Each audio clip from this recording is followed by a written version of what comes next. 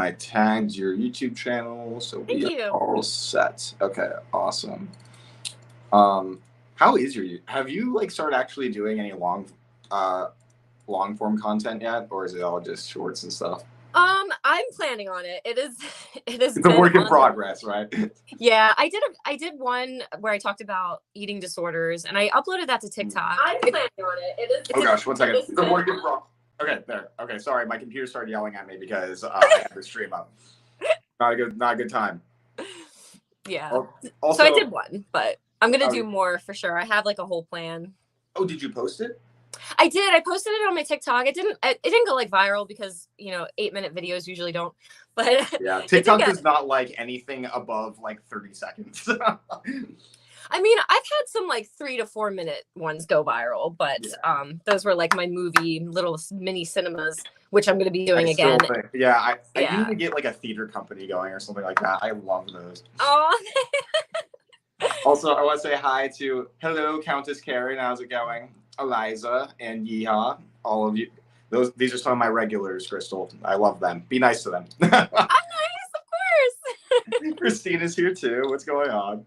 Yeah, for those of you that don't know, Crystal is another content creator, and she does stuff about borderline personality disorder. Well, cluster B in general, but she has borderline personality disorder, and she does content mainly based around stuff like that. Judy, I didn't see you. Hi, Judy. And Avi. But yeah, so you can basically you can compare and contrast the experiences of a narcissist and a borderline, two of the most terrifying types of people on the planet. I would actually argue antisocials might be worse than us. Is that fair to say or no? I would agree for the most part, like because my sister has antisocial, but she has it with borderline, so it's a really weird presentation. Oh, yeah. Oh, apparently somebody knows you in the chat. Somebody what? Somebody knows you in the chat. Who? You're being recognized. Oh, what's their name? TOA Dally Cool Joey. I'm sorry, TOA. You have a very confusing username. I don't know. I can't see the chat or anything, so sad face. You can't? Oh, so I have okay, well, oh wait, I can put it up here. 1 second. Can you see this? Oh, yeah, totally cool. Yes, hi, physical. From the TikTok, yes, hello. There we go. I mean, it's always so weird. It feels like whenever I have somebody from TikTok come to YouTube or vice versa, I feel like my two worlds are intermixing in a really weird way. Yeah. Judy also knows you. Hi, Judy. Yeehaw. Crystal's her YouTube is linked in the title right here. You can click on her name, but I'll link her TikTok. Her TikTok too after we're all finished up here. Totally cool, Joey. Oh, that makes sense. Joey. Okay. I didn't know if it was Joy. So I couldn't read that either. I'm so sorry. I'm illiterate, so. Also, young log, what's happening? I think I've sadly given up on my narcissist, so I'm just here to chat. Well, I think that's healthy. I think it's healthy that you're able to recognize that it was time to let go. You know what I mean? But hey, we can also have a good time here.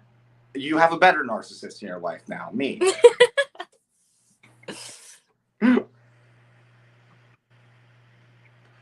Okay, Joey in French is Joy. I go by Joey. Joy. Okay, yeah, that's what I was Joy.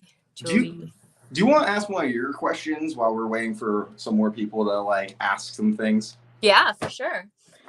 Okay. What do you define as a toxic relationship? Oh, fuck. You're really starting off here with something heavy.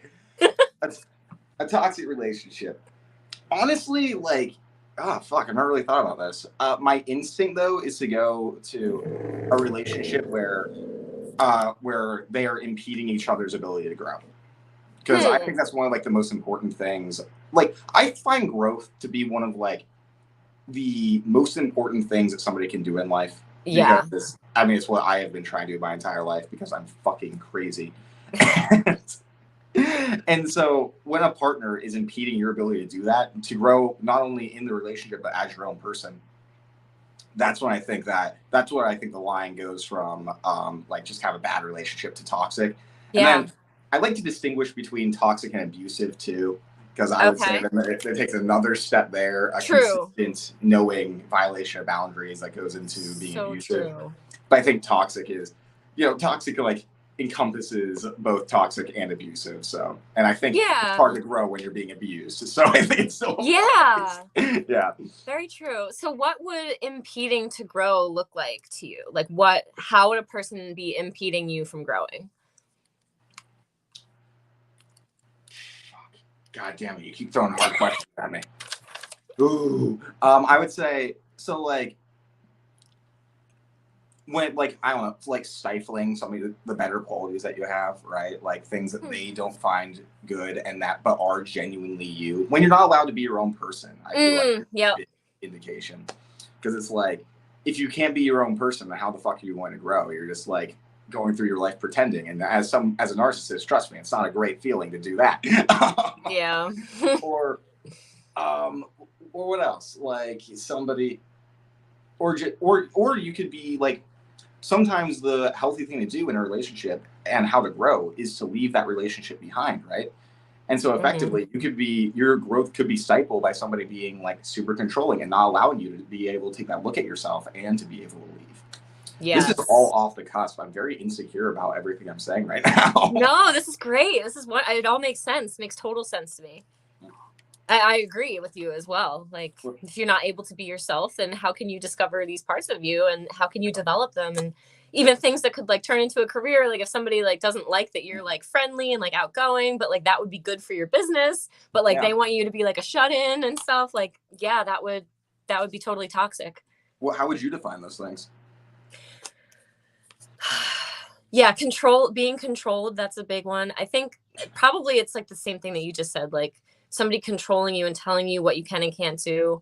I also think like being hypercritical is really that's triggering for me, because like that's how I've dealt with like my parents being just every little thing being told, to the point where it's like you don't even want to like move or like say a word because you're so afraid of being shut down for it. So I think that like, of course, being in a toxic relationship is going to depend on what your specific triggers are. That's why I wanted to hear what yours were, like as a narcissist, like how would that compare to like me as borderlines? It's like being validated is very important, especially when I was like super like severe with borderline. Like it was very hard for me to not get validated. So any kind of like criticism, I would like immediately feel like I had to change myself, which would stop me from growing. Yeah, right, yeah. But see, it's fascinating because like where my mind goes of like the kind of relationship that I want to avoid hands down is any relationship where I feel like I'm not my own person. Yeah. Like where like I'm just like a unit with one other person. Like that degree of, I guess that would be enmeshment to some degree, but just like I look at these people who are like in these relationships and I don't even see them outside the context of their relationship. Yeah. Like, I have like this visceral like hate towards them, if I'm being honest. I'm always like, you people are pathetic. God. For me, it's like it's more cringe. I used to be like that too, which is so weird. When I was like I was a super codependent. I struggled with codependency big time, and like so that would be me. I would be like so into my partner that I had no identity outside of them. Yeah. And now it's like I cringe thinking about it. So I guess that's healed. I don't know. We'll go with healed. Yeah, let's say we're healed. Oh, it's fucking funny. Somebody had a question I wanted to, or said something that I thought was really good. Let me see if I can find it.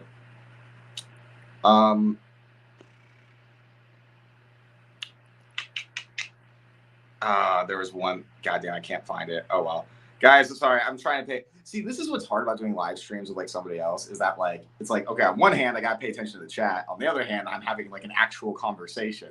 This is a lot to pay attention to. So I apologize to everybody.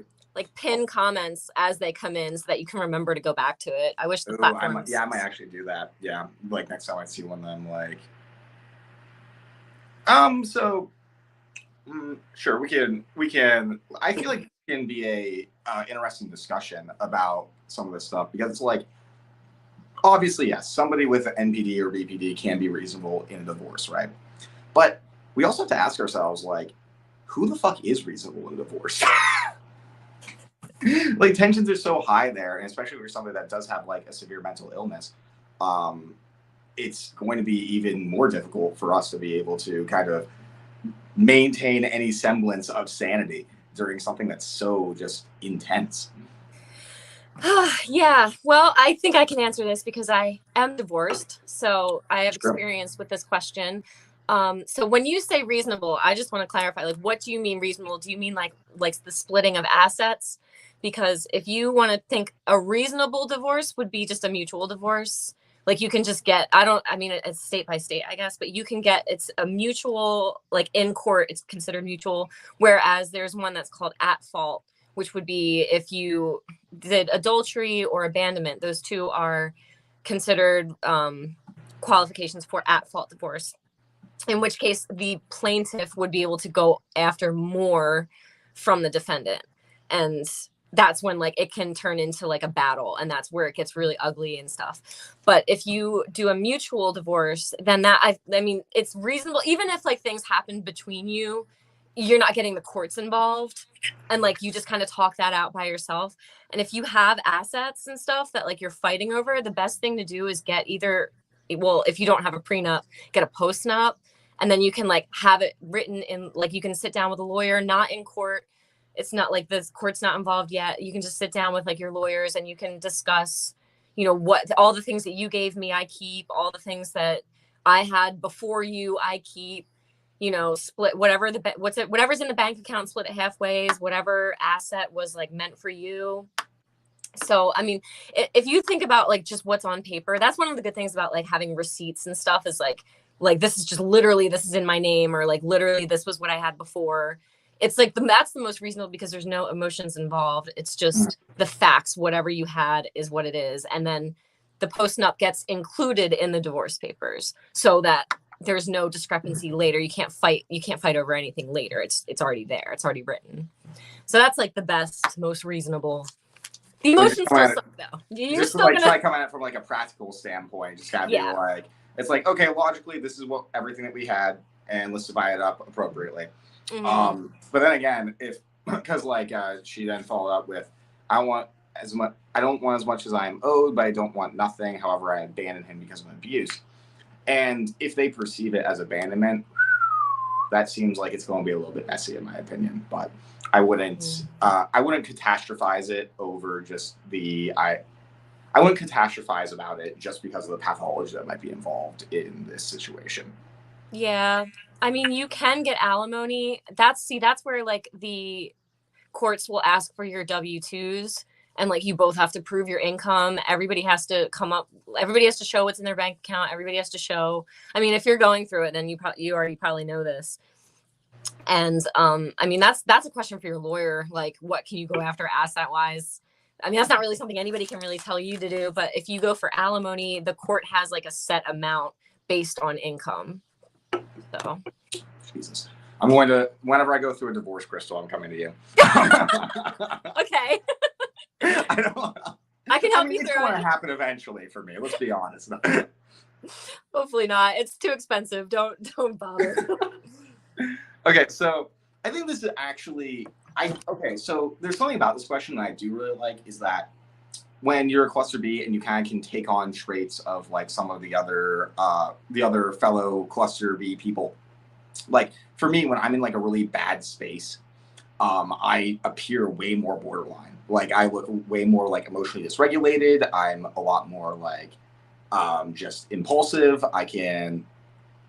I'm afraid of, I'm like really paranoid of people like abandoning me. I might even dissociate, stuff like that. Do you find yourself ever taking on any situation where you take on like a lot of narcissistic traits? Yeah. For sure. I think my recent TikTok, actually somebody was like, oh, this is narcissistic. No, the search was narcissistic borderline under my most recent video where I was like calling out people from like high school. I said something like, oh, like you don't know me. Like, don't say that we're friends. Like, I don't know. I was just in like a sassy mood and I didn't even really feel anything about it. But the search was narcissistic borderline that made me laugh. So I'm sure In defense mode, yeah, I definitely come off as it. And I've had people tell me that like I seem very like literally the word they used was like prickly and like tough because I become very distanced. So instead of being emotional, yeah, I would become very avoidant and like and things would be black and white in the sense that like I would, if I have to talk to you, I'm only talking to you for what I need, nothing more, and I don't want to get close to you and I don't want to. So like if this was like working with somebody, yeah, which can definitely look, I guess, narcissistic because it looks like there's no empathy. It looks like I turn that off in defense. The reality is that I do still feel and I do still have empathy and like I can reflect and realize later, but from the outside, yeah, people have said that. Yeah. So like it's more that you appear narcissistic. So, and I feel like that goes both ways too. Like I feel like borderlines can appear narcissistic and narcissists can appear borderline like pretty consistently, honestly. Yeah. I mean, our outward behaviors, they look pretty similar a lot of the times. Not gonna lie. I mean, how? Yeah. Because I know a lot of borderlines have like basically almost like manic episodes where they're like like hypomania. Like how long do those like fucking like for like hours or like 2 or 3 days? Oh yeah. So for me, that gets triggered by relationships or like people that I have a crush on or something. I become okay, that makes sense. Yeah. And that can last as long as I guess the crush lasts, which can be very volatile because it's like I'm thinking all the time about them and I'm like, it literally like gives me energy. It's so weird. Like I'm more productive, I'm more creative, I'm like more bold. Oh no, I get that. Like let me put this like because like I call it a grandiose high for narcissists. Like when I'm getting like all this fucking self-esteem juice that I crave, or like I have some like big accomplishment that happens, and like I remember once me and Tess were approached by Condé Nast to do a little video interview thing with them, right? And I remember getting off the phone with them, and I literally like. I was literally skipping down the road to the park in my house, by my house, because I was just like so elated. I'm like, I'm the best thing that's ever fucking happened. I'm gonna be so fucking famous. I'm fucking amazing. Yeah. Like I was skipping, like literally. It was hilarious. So like, but yeah, that's kind of the parallels that I could like. The emotional stuff can parallel each other like a lot. Anger can parallel each other a lot. Abandonment issues, stuff like that. From the outside, I mean, I think it's pretty hard to tell a narcissist from a borderline if you're just like meeting them for the like, if you're just like viewing some of their surface level things. I mean, hell, Kirk Honda, he did an interesting thing where he made a presentation at a conference of this case study, and basically what he did is he described the what's it called? He described like the patient and then asked the audience, like, what do you think they have? Like borderline or narcissist or whatever. And he used the exact same one. And one of them, he told them all that it was a male. And they were like, oh, it's a narcissist. Then another one, they told them all it was a female. And they're like, oh, it's a borderline. Wow. And that's just how similar they can present like that. Yeah. Let's see. So somebody had a question that I wanted to, so this is interesting. Can you talk about MPD, BPD, and sex? My relationship with MPD was always heavily sexual, like best sex of my life, admittedly. His too. I had to lead, but I still fantasize about the sex. So we can touch on this. I mean, sex is really weird for me. I have a super high sex drive, but at the same time, sex makes me feel like ashamed and like kind of humiliated half the time. And it's really complicated. Like I would like it's so stupid because I look back on it and I would literally accuse my partners of like judging me or thinking I'm disgusting because I was like projecting that own self-disgust onto them. Yeah. Because of like that but at the same time I constantly wanted it. I think that comes down to kind of the sensation seeking. Like we're always like stimulation. Please. Yeah. What do you think? Yeah, it's definitely been very sexual, starting out, moving very quickly too. Ooh, yeah. Within like, I don't know. I don't even say the first day. I'm trying to Probably a couple times. But even if it wasn't the first, it was definitely the second or third. And then at that point, I feel like it's like you trauma bond with them because like, okay, all right. Oh, all right. I have an answer. Okay. Okay. Let's hear it. I actually just wrote something about this last night. Yeah, so I was thinking about this, and it's not necessarily to me that it's the sex that makes me like get attached. It's the text message that comes the day after. And that's where I get hooked, or that's where I would get hooked, because I'm not going to say I still do. I'm done with that. I'm celibate. I'm healthy now, I swear. I'm celibate, and I've actually been a lot of peace because of it. Oh my gosh, this is like making me choke up. Yeah, so it would be like, yeah, so it would be, it would move very quickly. And then the next day, I would either expect them to not answer me, and I would be like, okay, well, they've abandoned me already, or whatever. I had like that, like, if I didn't get that text like the next morning, it would be like, I would be triggered already. But if it did come, then it would be like, okay, like now like the ball is rolling. And that's like, it would kind of, and that's really literally, I feel like where the breadcrumbing starts, because it would just be like a breadcrumb, a text. And then it's like fantasizing, which is another breadcrumb. And it's like, it keeps going. And all this, the whole time, you're not talking about like your values. You're not talking about your beliefs. Like, you're not talking about like your goals in life. And like, that's like the stuff that relationships should be built off of, not sex, not like the sexual stuff. Do you get that like feeling of like when they, how do I put it? It's like if they won't have sex with you, it's like, oh, they don't care about me anymore. Yeah. Like that. I struggle with that quite a bit. Not like I think that's one of my more borderline traits. But yeah, it's like, you don't want to have sex with me. That must mean that you're about to leave me. Yeah, that you're not interested, or I did something wrong. Yeah, like because usually like. I haven't experienced this too often, usually because like, I'm usually with people who also have, relatively speaking, high sex drives. But like there's this one girl who I was involved with, and she like, and going into a relationship, she was like, oh, I go through periods where I'm like very sexual and periods I'm not. And like I knew that going in. But then the period came where she wasn't very sexual. She's like, I'm just not interested in having sex right now. And I was like, oh, she's bored of me. She wants to leave. Like this is ending, et cetera, et cetera. And like I got all panicky about it and shit like that. Yeah. I'm gonna turn on this light real quick. I feel like I feel like I look so weird colored next to you. It's been distracting me. I have this weird lighting. Hold on. Also, hi V Bliss. What's going on? Gambler TV. I missed your question. You can ask again if you want. Yeah, I'm gonna turn this off. This is weird light. Okay, because see, this is the issue.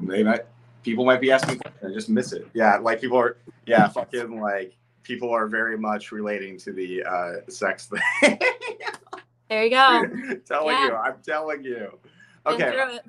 Want to ask one? Oh shit. Want to ask one of your questions? And while we wait for maybe somebody else to come with a question. Okay, I have these are all pretty juicy. Let's see. Have you ever made fake profiles to stalk your exes?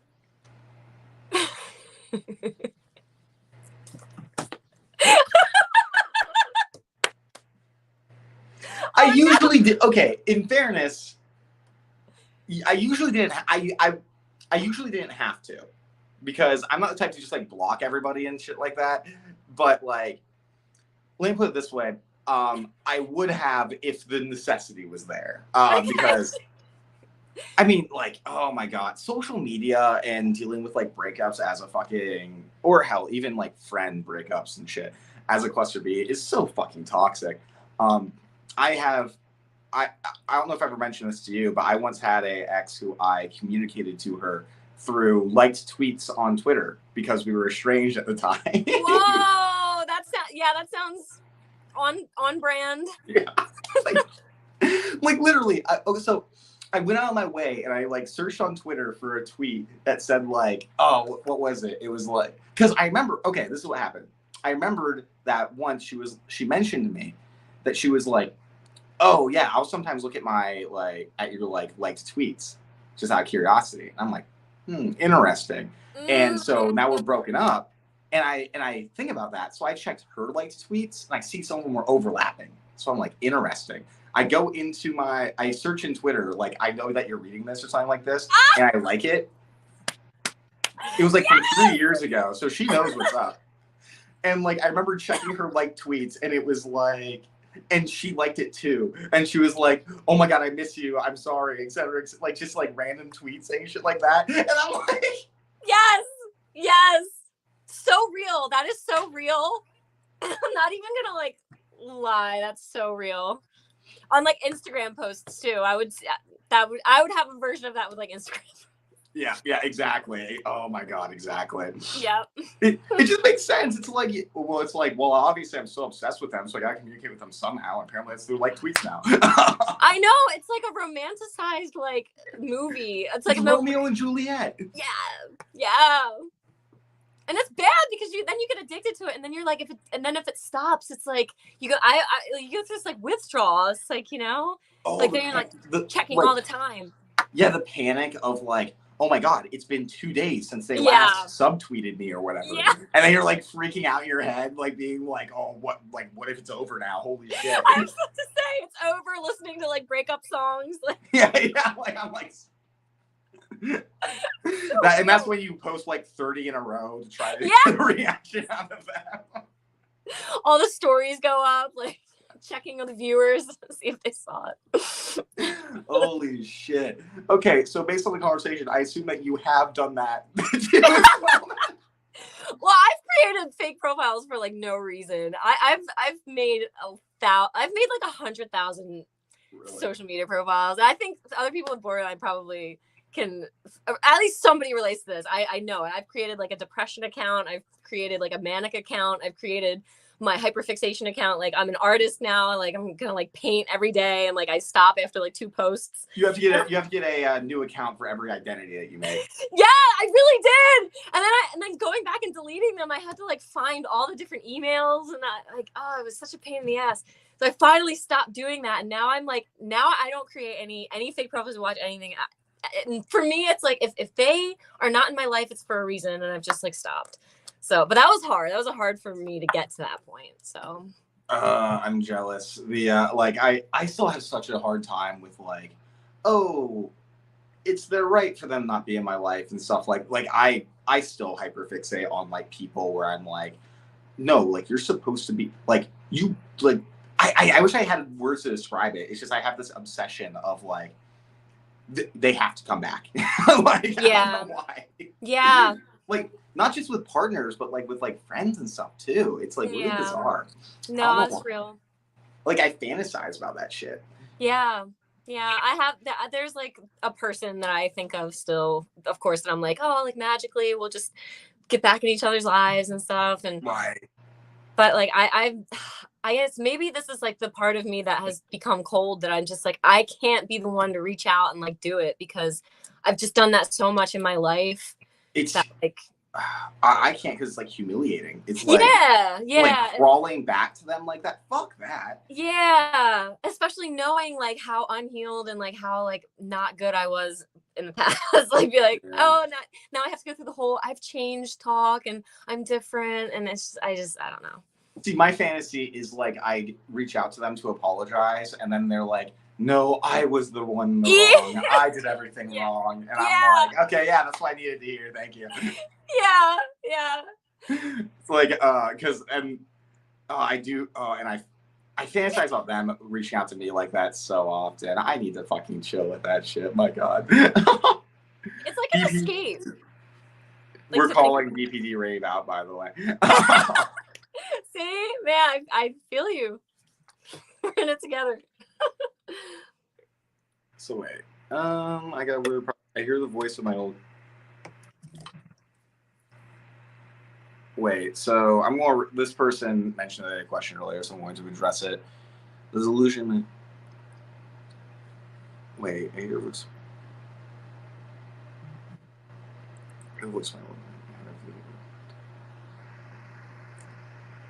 And then the Okay. delusion manifests itself as complete psychopath out to hurt me in every possible way. Do you have I'm any advice confused. on how to look better? Wait, Christine apparently also.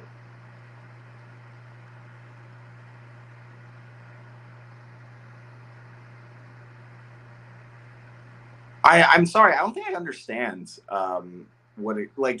No, neither. Yeah, I'm not exactly like you're having like basically delusions of persecution from your roommate, or I guess I'm not. Yeah, I'm not following exactly. I apologize. Sorry. If you just word it differently, maybe we'll understand it. Okay, so can you talk about BPD abandoning the narc? You say that you have object impermanence. Is that still true if they abandon you, or does that haunt you forever? It fucking abandonment haunts me. That's for fucking sure. Like just what we were talking about earlier. Like constantly having fantasies of these people that used to be in my life, like crawling. Yeah. Basically, I'm not sure if that's like more my BPD traits or not, but yeah, like I'm like I fixate on that shit. Yeah. But like I mean, there's been like I can think of like like for like months I'll just be in like not like staying in the shower, but every morning I'll like have a new fantasy about this certain person coming back in my life and shit like that. It's yeah, it haunts me. It fucking haunts me. And I'm trying to think of somebody in my life who has abandoned me, quote unquote, who I've like really let go of in that way. And I don't think I've let go of any of them, but like there's some I don't think of as often. But like then I am reminded of them, I immediately have those fantasies coming back. Yeah, fuck. Now I'm thinking about somebody who abandoned me, and I'm like, fuck that bitch. God, no. I hate them. I hate them so much. Oh, yeah. For me, if I abandon somebody, that's interesting because I feel like borderlines don't ever really abandon somebody because we're always either thinking about them and like wanting to be in their life. But if we do abandon them, then that's like it's really over. Like I'm really done if I really don't ever. And it's hard to tell the difference, I know, because it's like we can go through periods of like months of not talking and then, you know, coming back into your life. But if it's, I feel like if it's hard to tell. The only way you'll know is if we really just never come back. Yeah. See, that's the thing. For me, it's like when I abandon somebody, it's because I thought that they were going to abandon me first. So in my mind, I rationalize how like like they're wronging me somehow, so I'm going to abandon them, and I still fixate on them like trying to come back to me and stuff like that. Like so I abandon people first quite a bit because I want to do that before they can abandon me. Very interesting. But I never, but like I don't let go of them still. Yeah. Wow. That's real. Yeah.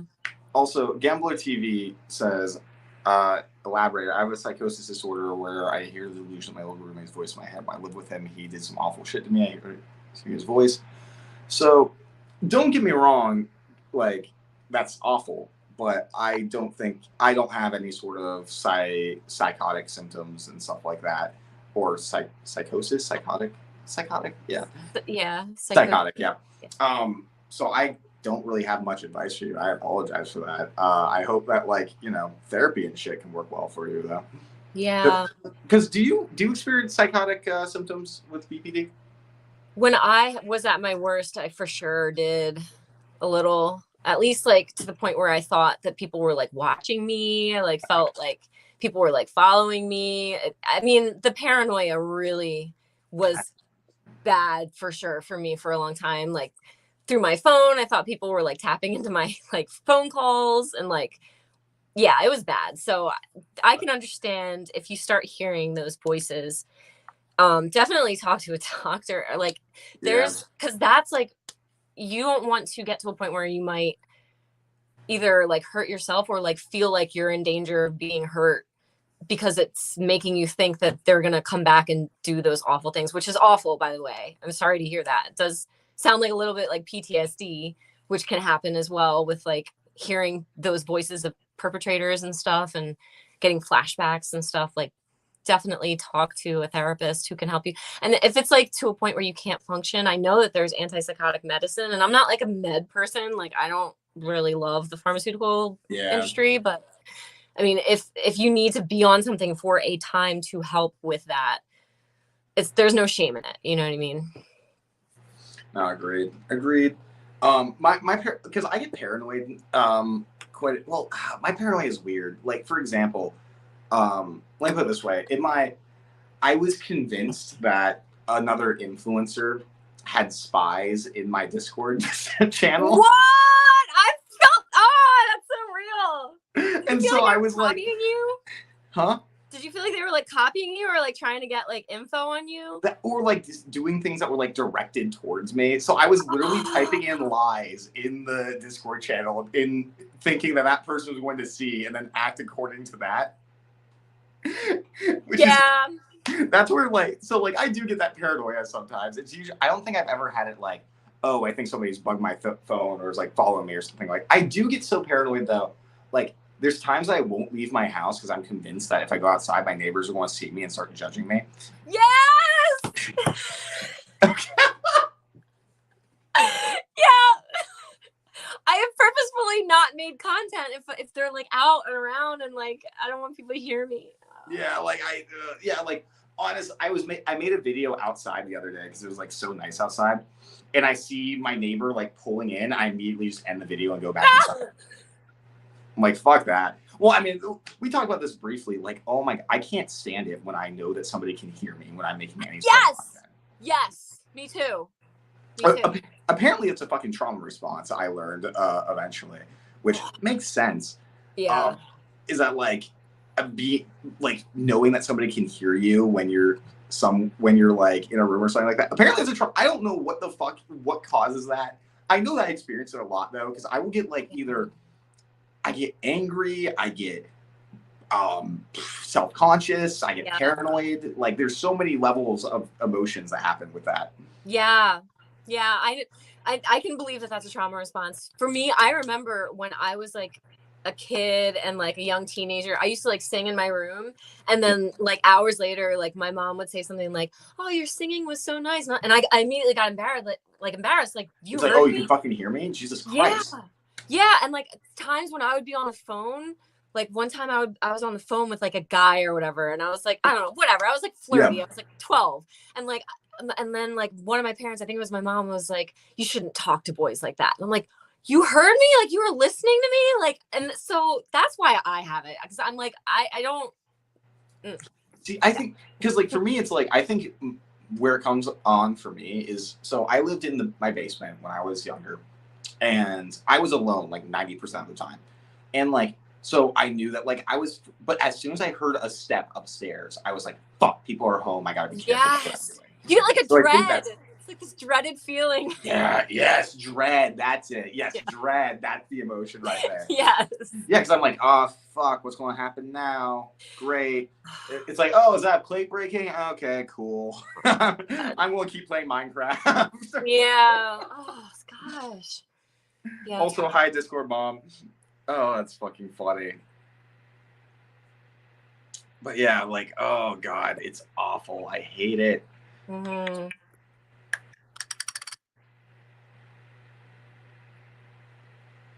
Well, I'm wondering. Just like that is like a mood. Yes! Yes! That's so real. Why do we think these things? We really do. Oh, it's so fucking funny. I used to think that there was like a camera in my Xbox. Like your Xbox. Oh my God. I remember once when I was like really young. Oh, this one's weird. I remember like I thought that there might be cameras in my cat's eyes. Oh, whoa! Yo! That one was weird. Yo! Oh my, but I was like it was like that simultaneous, like, I know that's not the case, but just in case it is. I know. No, I know. I mean, especially just like you look online and there's like pigeons apparently that like the CIA put out. Exactly. Like, birds aren't real. Yes, it has totally valid. That's like a valid paranoia thing. Like that was, oh, how old was I? I was probably like 14 when I did that. When I thought that was so like I was terrified. I don't know why. Oh, it's fucking funny. I'm trying to think of the other ones that I used to think. I used to think that like the lights would turn red on purpose because they saw my car coming and they wanted to make me mad. Okay, that one's funny. Like, and I still think that because there's this one intersection, it always turns red. It's literally there's no one else, and it just turns red when I come out. And I'm like, they put something on my car. So annoying. So I go to back roads now. I don't even like go on the high. Yeah, I know. Like, fuck this. Fuck this. They bugged my car. I'm going on back roads from now on. Oh, that's fucking funny. Yeah, fuck it. Oh my god. Like okay, Phoenician King, by the way, what's going on, dude? Says, I used to think I was being watched by the CIA when I watched porn. And that just did remind me of like, there are so many times that I have intentionally put things in my phone being like, well, I need to throw off the CIA somehow. Like, I'm like, nowadays I got over that though, because I'm like, man, I'm probably on so many fucking lists that they're going to, no matter what I do, there's going to be like, Jacob's on his bullshit again. He's fine. Oh my gosh. Well, like, it's funny, like you said about the tweet thing. I've literally typed in my internet browser, I know you're watching me, and like pressed like enter and like Google so that it would show up in my searches. Yeah. That's so fucking funny. Oh my god. I forget that like paranoia is like a cluster B thing. Like that's a symptom I just never talk about like at all. Like, that's true. People don't talk about it. You're absolutely, maybe because we're too paranoid to talk about it. Yeah. Well, I think it's because our paranoia is so like on like the brink of like delusion, where it's like we know it's probably not true, so we know we probably shouldn't talk about it, but at the same time it might be. Yeah, it might be. Yeah. Just in case. Yeah. Holy shit. Oh, it's so fucking funny. This is so real. This is like the realest live I've ever been on. Yeah, like this is. I just don't think I've ever like openly talked about this before because I'm like, literally like, it was just not something that I ever. Because like I knew it was so weird, so I never talked to anybody about it. Yeah. But like because I didn't talk about it, I didn't really realize how weird it was until I'm like saying it right now. Yeah, and like how often it was. Like now that I'm thinking about it, it's like, yeah, I've actually lived that a lot. Like yeah. Oh my god, I didn't think of more things. Like oh my god, because I forgot. I used to fucking like say things aloud in my room because I was like, what if it's bugged right now? Like. What if this person that I'm fixated on, maybe, can hear this, so I need them to hear this or think this. Yes. Yes. Oh my gosh. Or that they're like somehow getting in your head when you sleep and like these dreams. Because I would have dreams about like people and like I would be like, is this real? Like what is happening right now? Wow. What other things have I? Fucking funny. This is great. This is a great topic. Great topic. Like our fucking delusions. Yeah. Oh, it's fucking funny. I mean, borderline is like what I looked back, like the definition of like where borderline came from. And I made a video about this. I don't know if you saw it. Like borderline literally was like between psychosis, and neurosis. Neuroticism. Yes. So the psychosis part, like the delusions, dissociations, the hallucinations, the paranoia, that's all the psychosis part. Yes. And like some borderlines don't really have a lot of that and some of them do. I definitely have to have some of that. So, it's that's tough to like work out because like that it's like I have to do like a lot of like grounding exercise and a lot of like DBT and like mindfulness and be like, okay, like this is a desk, like I'm here in this room, I'm safe, like this is not like those thoughts aren't real, and like having to like keep doing thought challenges. But what if they are? No. I know, because you never know, but like no, exactly. It's like it's fucking talk about this is so funny though, because like I'm sure you get the fucking whole like that fear of like, oh, I'm just normal. I've been lying about all of this the entire time. Yeah. Right. Yeah. Like the imposter. Yeah, the imposter syndrome shit when it comes to this is like so bad. Especially, I think it's just because it's egocentric and it seems so normal to us that it's hard to like be able to recognize that. Yeah, we probably aren't thinking normally. Yeah. But this conversation was weirdly validating because I was like, whoa, it's fucking insane that I was that paranoid. Yeah. Maybe I am actually a narcissist. maybe my diagnosis is right. Oh my god, that's funny. Okay, I do have to use the bathroom really bad. So, but oh fuck, you can't see the chat. 1 second. I know. I'm gonna get a drink. So I'll. Okay, so we'll both take a break. All right. Well, yeah.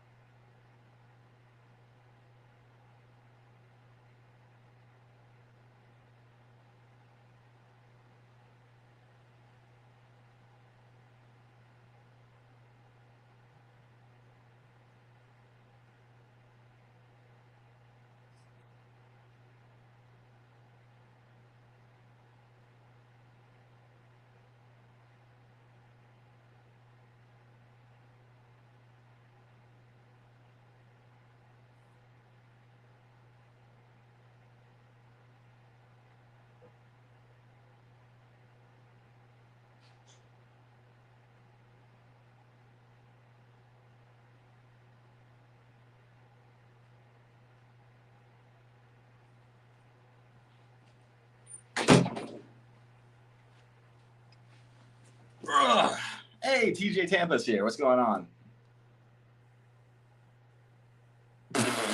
Christy. I wish I could have managed doing that, honestly.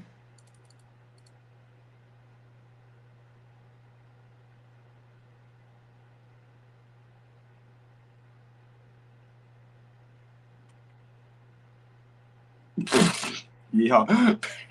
They both love together. You think it was something we said? No, you guys are fine. Oh, that's funny.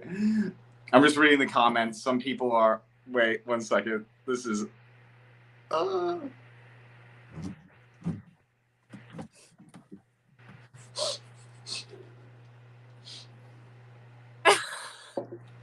Something we said? What?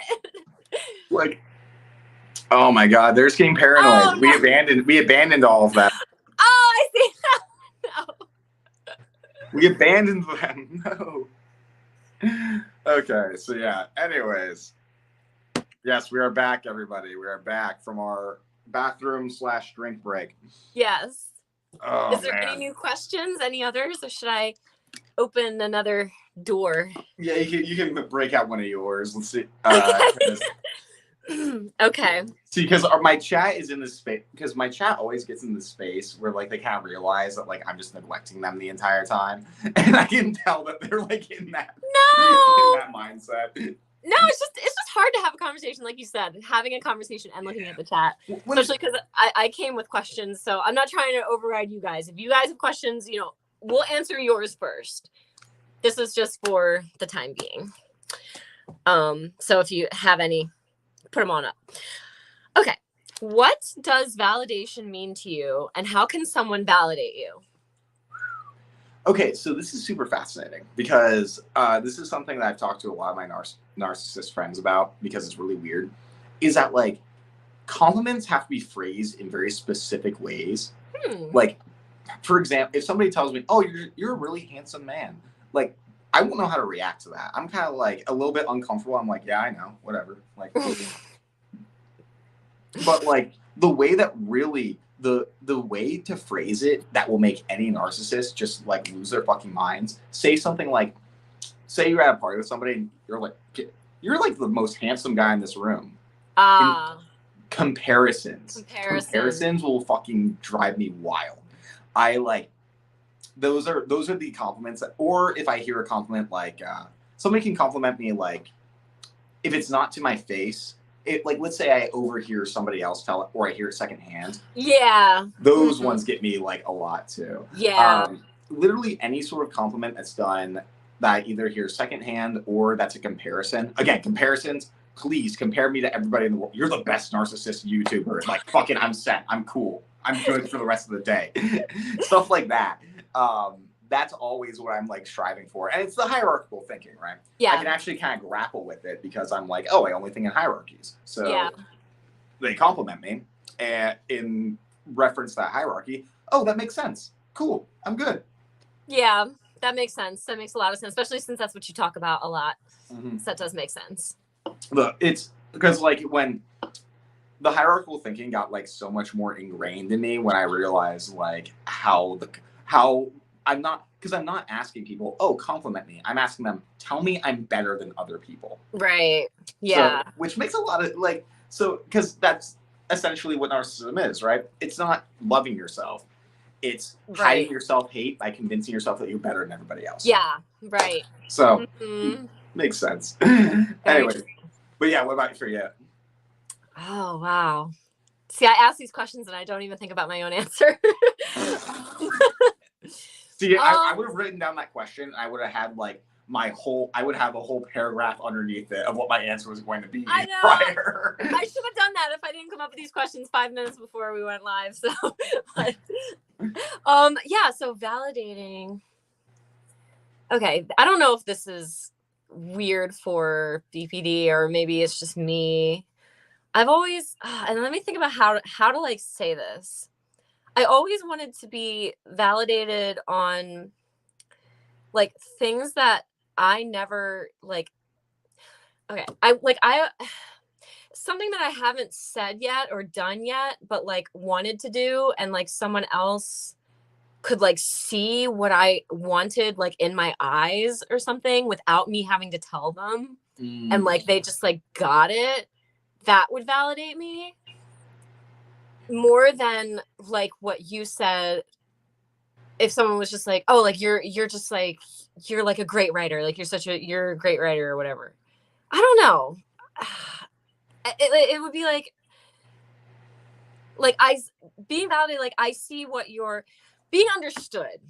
I think that's what it is. Like someone understanding what I was going for or what I'm actually trying to do. Because I've been misunderstood my whole life.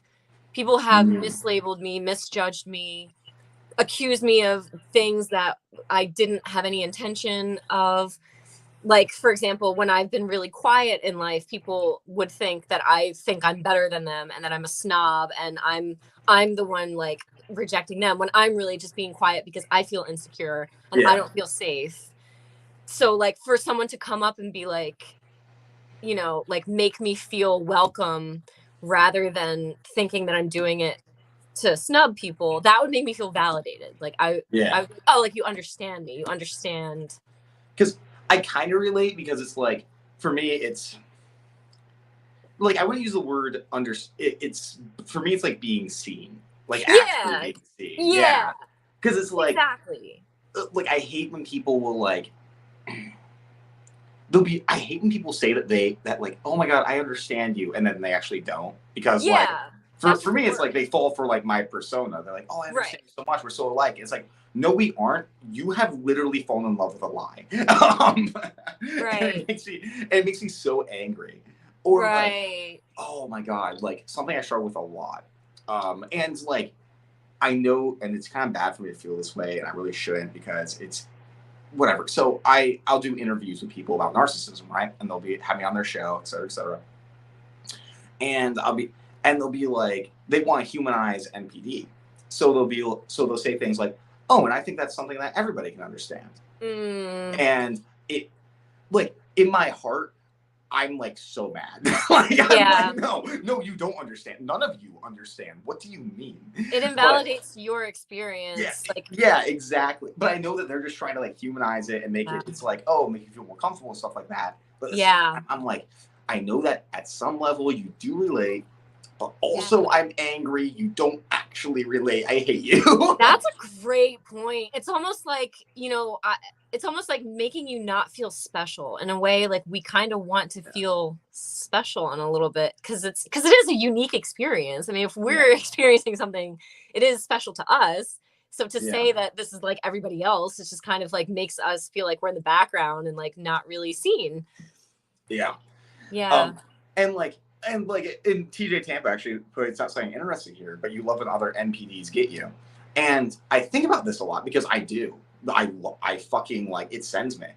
And it makes me wonder if is it because like, oh, they really get it? Or is it because I view being NPD as something special? Therefore, another group of special people understand me. You know what I mean? Because I'm part of that special group. Yeah. It's something that's something I think about quite a bit. I'm not sure though. Yeah. But yeah, it's how do I I wanted to touch on this one real quick because I thought this would be more interesting from a borderline point of view, honestly. But what's the process like for a narcissist when they crush and obsess over someone that doesn't want them? Because for me, like I wouldn't typically. The only time that I would crush and obsess over somebody that didn't want me is if they broke up with me first. Because I'd feel worthless and I need to get them back. Like I'm like, no, I'm better than you. Like how dare you not want me? Basically. And I would obsess over. If it was like if I asked some girl on a date and she rejected me, I would have been like, well, I was better than her anyway. I'm like, I don't care, whatever.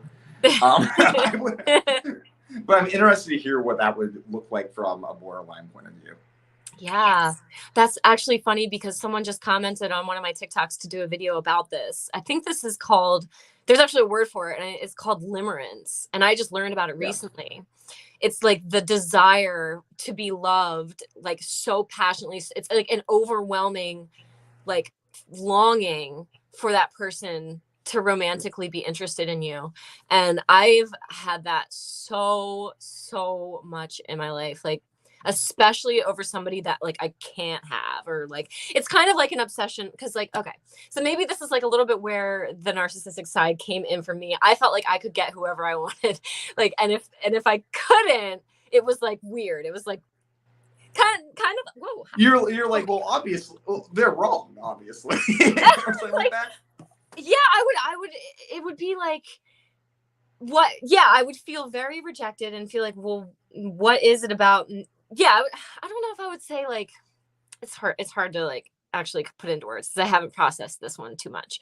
But I would have an obsession. If I wanted them and they didn't want me, it would be very hard for me to let go. So the obsession would be kind of like that fantasizing of daydreaming about them being like, I changed my mind and I really do want you, and you know, I was lying to you this entire time. I loved you the entire time. Yeah. And like also like I'll pick out like little things that I would think was like a subtle sign, like kind of like those like secret, those like sub tweets.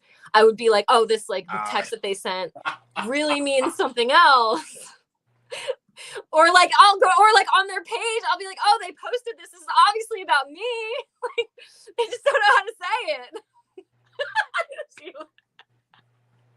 Okay, that's so relatable. Holy shit. Yeah, and it would feed the obsession. That would keep me going. I would get high from that. I would get like, I would, you know, it would be like, oh yeah, like that's a sign, and I would make it worse. It's like, wait, they added this song to this Spotify playlist the same day that I texted them this. Therefore, yes. Yeah, or like they post like a picture of the song on their story. I'll like go to Google and look up the lyrics and be like, oh. Exactly. Yeah, you're like, oh, this is totally about me. Oh my god, I can't believe it. I'll be like, oh, yeah, it was from that one conversation we had like 10 months ago. I still remember it. Yeah. It's like, oh my God, 10 months ago, I said that exact same word. Yeah. At one point. Yeah, it's so bad. Oh my gosh, it's so bad. And then the obsession for me, like if I kind of like stop obsessing, and then I'll dream about them, and then the obsession will start again, and I'll be like, somebody, I think it was a Phoenician king. He mentioned earlier that like that happened for him too. It was like, oh, the dream happens and the obsession is there. Dude, Usually, oh my God, it's so powerful. Especially if you have lucid dreams. I have lucid dreams, or like very vivid dreams. I can like smell in my dreams. It's like crazy. I have lucid dreams that I know I'm dreaming and everything. I can't control a damn thing that's happening though. I hate it. I can't control all of it, but I can control some of it. And I've been like in my dreams, like, I know I'm dreaming. You're a dream person right now. And like I've been aware. The worst thing is I'll be aware that I'm dreaming and I'll be consciously trying to make things happen and it just will not fucking work. Wow. I'm like, this sucks. Yeah. This is a ripoff. Yeah. God, that's so fucking funny. That. God, yeah, I guess, yeah, these are things that I'm like, man, this is pretty fucking insane. But like, I didn't think about, like, I always knew it was insane, so I didn't talk about it. But because I didn't talk about it, it didn't feel that insane. Oh my God. I don't even think it's insane because I've lived it for so long that it's just normal for me. Also, F5 is here. What's going on, dude? Oh, here's Cyanner. Wait, is there actually?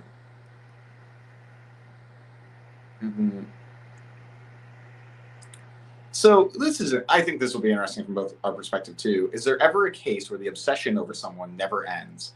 The perfect image you have them in your head, who they who you really are, and every single thing about them is perfect. For me, I've never had a situation where like it hasn't ended. Like it's always like something. Once I was dating a girl, and she didn't like ants as much as I did, and I thought that was proof. Yes, I was very much fixated on ants at the time. I don't know why. Like the bug? Like that bug or a band? Like a bug. Like I was really obsessed with ants. I was like, these are the coolest insects that have ever lived. Yeah, I want to get into like ant farming and shit, or ant keeping. But like that in my head, she wasn't obsessed with ants, so I was like, this is a reason we're not compatible. And then like things just compounded from there. Yeah. Like that's how like the obsession always breaks down for me. I don't know about you though. Wow. See, guys I've obsessed over. I've definitely stopped being obsessed over guys before. And it kind of fizzled out over time. I think because the personality that I was when I was obsessed with them has also changed. So I think that when I changed, my obsession with them changed. I don't know if that's like the right way to say it. But I mean, there's like I said, there's only like one person that I still think of to this day and kind of like, wonder and whatever. Yeah. And that's been for a pretty long time. So that, that I guess that's one example of it, but it's like, it doesn't consume me like it used to. So it's definitely not as intense.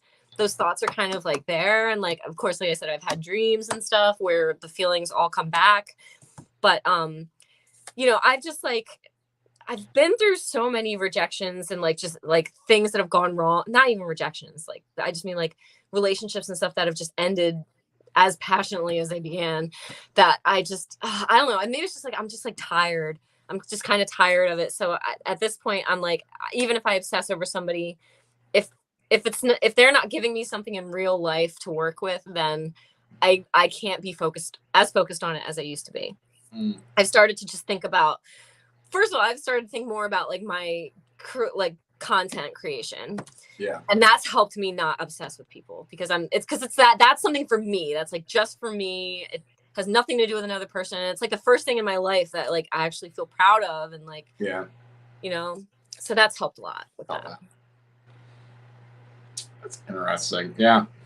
I also Yeehaw had something interesting that I wanted to touch on too. The weirdest dream that you've ever had and what you took away from it, because I'm going to expand this to my reoccurring dream, and my reoccurring dream is awful. So okay, so basically, I am in said dream. I am in my mom's house, and there's people trying into my house. I'm running around the house trying to lock all the doors and windows, trying to keep them out, like freaking the fuck out, panicking. And I'm running around, locking everything. I stand there for a second. I'm like, okay, I got it all. Then my eyes open. I'm like, fuck, I forgot about that one window. And it's my sister's old room. And I run into that room. I shut it really quick and I lock it. I'm like, whew, done. I turn around and somebody has just came out of the closet.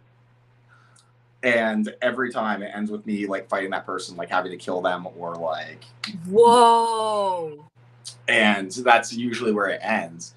So, and I'm not sure what I take from, like, there's probably some symbolism of like, oh my God, my false self is the house. And like, I'm inside it or whatever. I'm keeping everybody out and I have to kill anybody who gets too close. But I don't think about it that much just because I'm like, dreams and dreams and dreams, whatever. Yeah. But yeah, that's my reoccurring dream and it fucks me up. Wow. Is it your sister's closet by any chance? Yeah, it's my sister's, because like the last window's in my sister's room, or her old room, before she moved like rooms, and then it's like her closet. Yeah, and the person comes out of the closet that's in her room. Wow. Well, I don't want to interpret your dream because I'm still trying to interpret mine. So. Yeah, I'm like, me neither. I don't want to think about it too much. Yeah.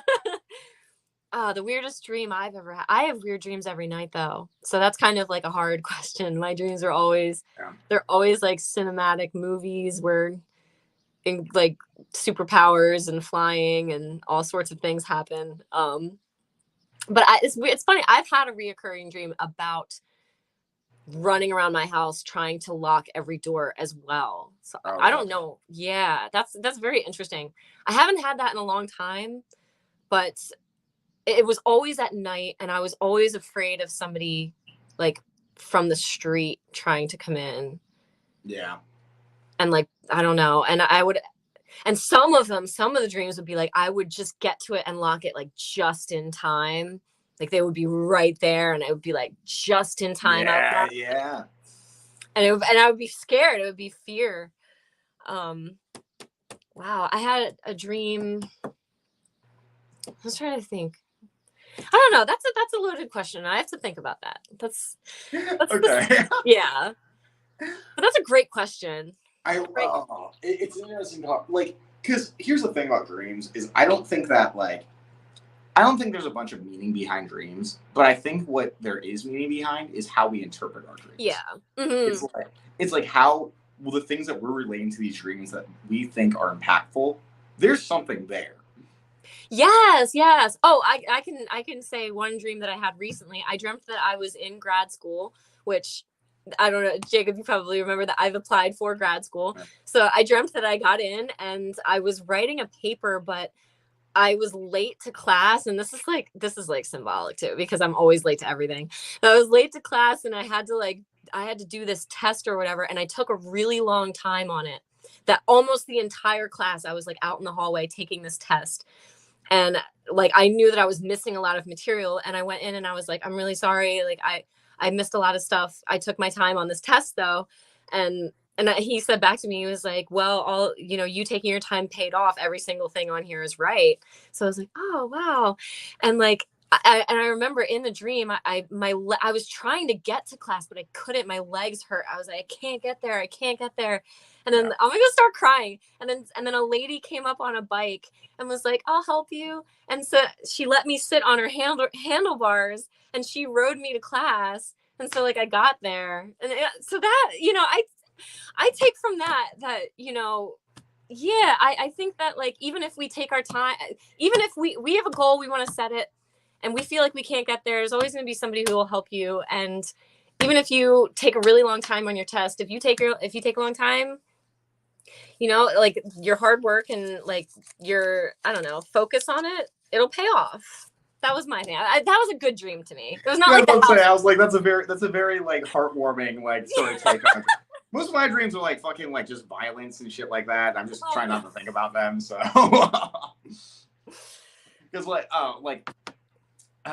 Phoenician King just said, have you ever had dreams of being humiliated and bullied by everybody? Which, yes.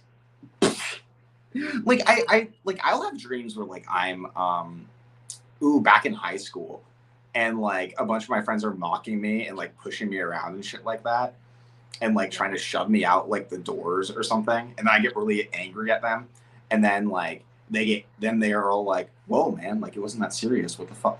Oh my god, that's fucking I swear to god, that's probably, that could sum up my entire life right there, of me getting angry and everybody else being like, yo, it's not that deep. Oh, it's like invalidating. It's so, yeah. Like, and that makes it worse. I posted a story about this. Oh my god, I posted this to remind me. And like, there was a tweet picture, you know, on IG, and it was like, it's not that deep. And like the thing behind it was, it's funny because I forgot that these are my feelings, not yours. It's like, yeah. And I was like, honestly, my feelings, not yours. It's fucking, it was so like, I swear to god, that's like been one of the most consistent thing in my life, is just like people, like me reacting usually with anger, and people being like, and people like treating me like I'm overreacting. And it's like, was I overreacting? Probably. Whatever. Yeah. But like at the same time, don't get upset with me for overreacting. Yeah, that overreaction came from all the times that you didn't take my original feeling seriously. So now I have to overreact because like you don't. It's like, sorry, you don't take me seriously until I'm having a whole fucking meltdown. So maybe like, yeah. Oh, I got that from my family all the time. That's a huge thing for me too. I hate it. That's why it's like the validating thing is like so important, because it's something like it's literally something that I like to this day still struggle with, is that it feels like I have to keep escalating until I'm taken seriously. And it feels like that doesn't happen until I'm having like a full-blown meltdown. That's crazy. I was just writing about this last night. That's crazy. I feel that. I was literally, that's so real. That's so real.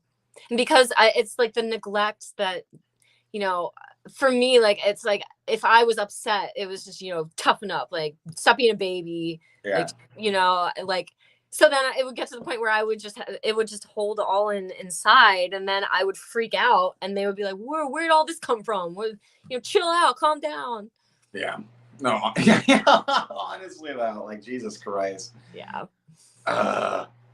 I'm angry. Let's change the subject. Yeah, we should. It went from nobody in this chat's gonna take me seriously until I melt down. No, I'm joking. All right, I have a question. What makes you? I do have to use the bathroom again. Okay. I'll let you.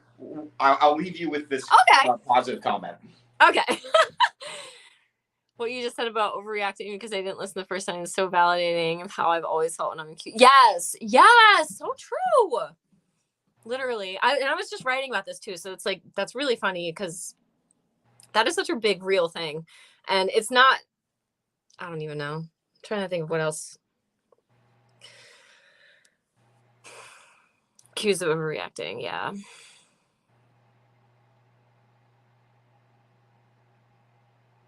Yeah, for me, like, anytime that I would try to express myself, and especially because the way I would stumble over my words with trying to say it as well, like, it would be hard for me to communicate that I had a need or that I had a feeling, because so often, like, everything was always a joke, or, you know, like, people would joke around about things, and like, that was like kind of like the way that they would like communicate, like, oh, well, you didn't take out the trash today, I guess you, and like, that would be like the signal to, oh, I gotta take out the trash.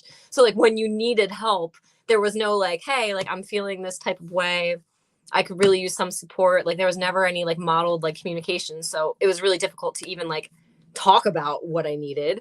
So then when I would express it, it would be immediately shut down, because it's like, unless you're doing it in this specific way, we're not going to take it seriously. And a lot of that is like people who can't handle your reactions are really, it's really just a projection of them not being able to handle their own. A lot of people who say you're overreacting is because they don't have the space to even like understand like why that reaction was even happening. And they just accuse you of being bad because of it. I'm back. Okay, so oh gosh. There we go. So we have okay, this is I'm curious what you'll have to say about this one. I want to hear what your next question is, but let's see what Trev has to say. Is it a good idea to write to my BPD ex-wife to point out I'm not who she thinks that, or that she's not who I think I am, or is that pointless?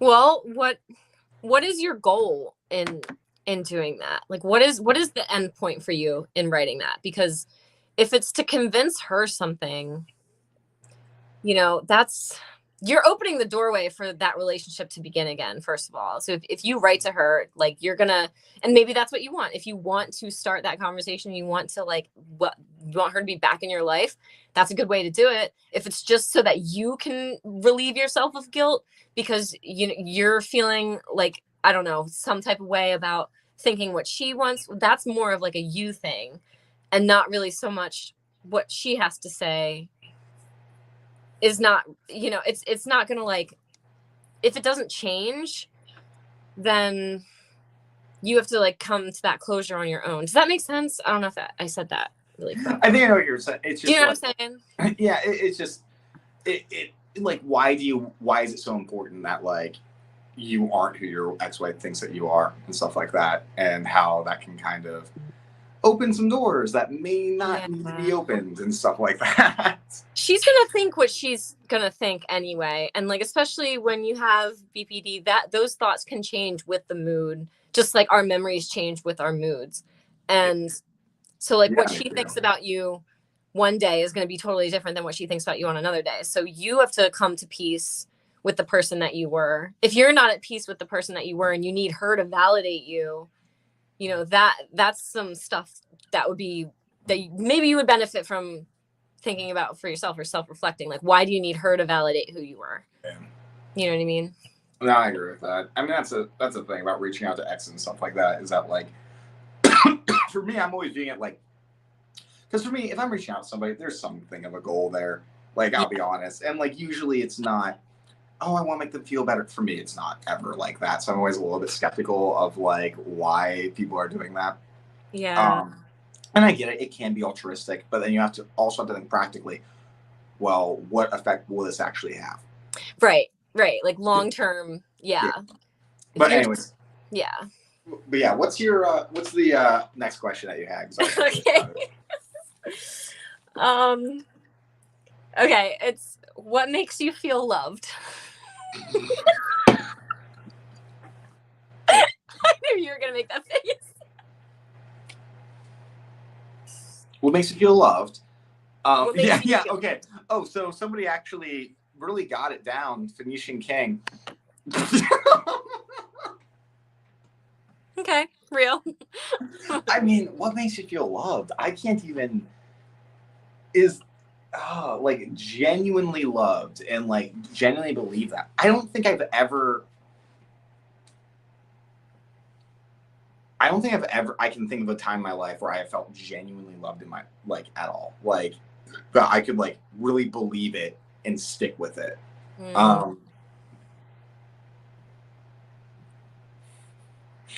That one too. Yeah. Like, yeah. Facts. Hey everybody, you want some proof that? Do you want proof to me that you love me? Well, yeah. I have an idea.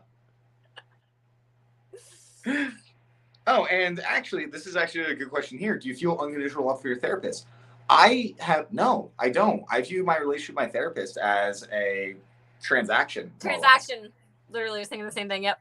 Exact. It's like I pay this person to listen to my problems and, you know, do whatever. Yeah. Like, that's not a relationship. Like, that's a job. Like, that's what they're there for.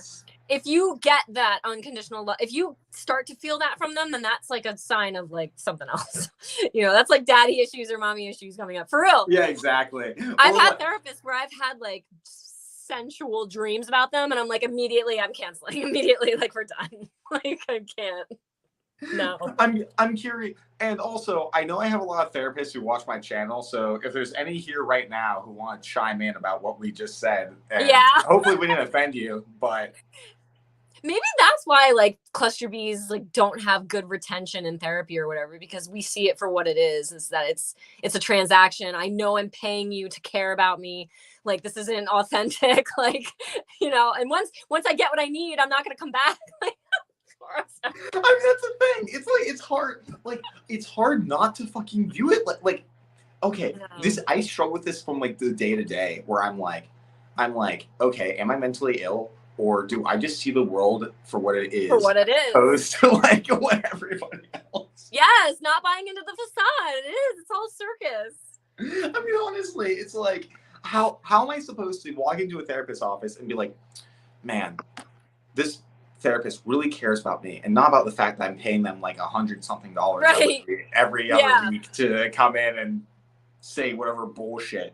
Like, I don't care. Yeah, because it's like, even if I did start to feel that way, it's like, I know what I need is friendship, and I know that I don't want to pay for it. So it's like, even at the end of the day, that kind of like comes back in a bitter end. It's like, I just like, can we talk like without me paying you or something? Like, I don't know. It's like, yeah, want to care that you want to prove that you care. Let me stop paying. There you go. God. It's like, I'm mentally ill. I have financial troubles. Like, come on, I'm not rich.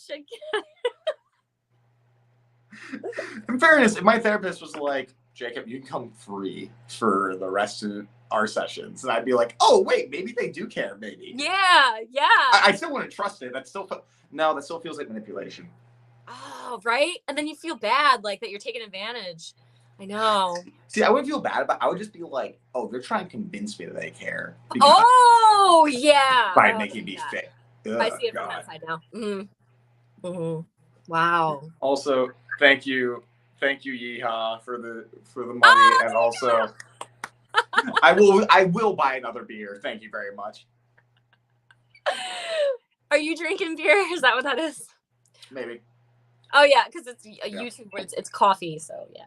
Yeah, it's coffee. This is actually a Coke. You can only see the red, so it's Coke. Yes, exactly.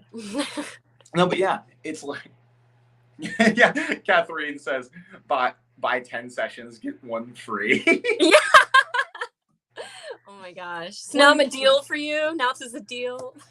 Yeah, like, honestly, now you're manipulating me into coming back by giving me one free one. Got you. I like, saying it out loud is so funny, because I'm like, wow, I will find any reason to assume somebody's manipulating me one time. But like, they probably are. I don't care enough to manipulate people at this point. Like, I just don't care. I don't know. I've stopped caring. I don't know if that's like good or bad. But it's like, people, I've seen these TikToks of like how to manipulate a man, or like how to be a feminine woman and like make him like want you, and I'm like, this is so like too much work. Like, I just don't care. Honestly. It's like, these people aren't fucking worth manipulating it. I know. Like, what am I gonna get for this work? Like, yeah. It's like, cool, I have a boyfriend now. That's great. Moving on. So that I can start getting paranoid about them. Like, yeah. But what if they were manipulating me into thinking I was manipulating them? Whoa. Now we're reaching like, what's that? I can't even think of that. Like meta manipulation. Yeah. Meta. Or what was that dream one where Inception? Yeah, Inception in terms of manipulation. Well, because like, that is something that I don't get super paranoid about it, but like sometimes, but I know that so sometimes I do manipulate people by allowing them to think that they manipulated me. In retro, now that I said that out loud, I am now like, wait, maybe they weren't manipulating me. Maybe I'm just fucking crazy. Yeah. That's the bad part when you start playing that game. I'm always like, oh wait, am I overthinking this? Am I? Yeah, I've done that. It's fucking weird to, like, it's so fucking funny because for some reason, the only people that I don't assume that there's this constant manipulation game going on with is other cluster B people, unless like things are getting like bad, then I'm like fucking like on high alert. But it's like the people that are most likely to be playing that game as well, I am like the least suspicious of. Same though, same. At least, I mean, yeah, I don't know, because it is the people who claim that they're normal that are the most dangerous ones. They don't. It's like, who do you trust more? Somebody who says it, somebody who says they always tell the truth, or somebody who admits that they're a liar? Exactly. Oh man, this I didn't expect there was so much crazy shit to come out in this fucking line. I love it. I want to repost some of this. This is great. This is because it's real. You know, like this is like yeah. I'm just like imagine you repost like clips of it, and it's just like I thought people were watching me through my cat's eyes. And, like, camera in my Xbox. Yeah. This is what cluster B looks like. It is. And then we get mad at people for it. Like if I think that they're watching me, I'll like preemptively be mad at them, and then they'll be like, "Why are you mad at me?" Like, because you're watching me. What are you talking about, you crazy bitch? It's like, get your damn camera on my Xbox. Fucking Christ. It's like, I know you're tapping my phone. Just talk to me. Like, just come to me, babe. Like, what's wrong? Like, come on. Holy shit. Oh my God.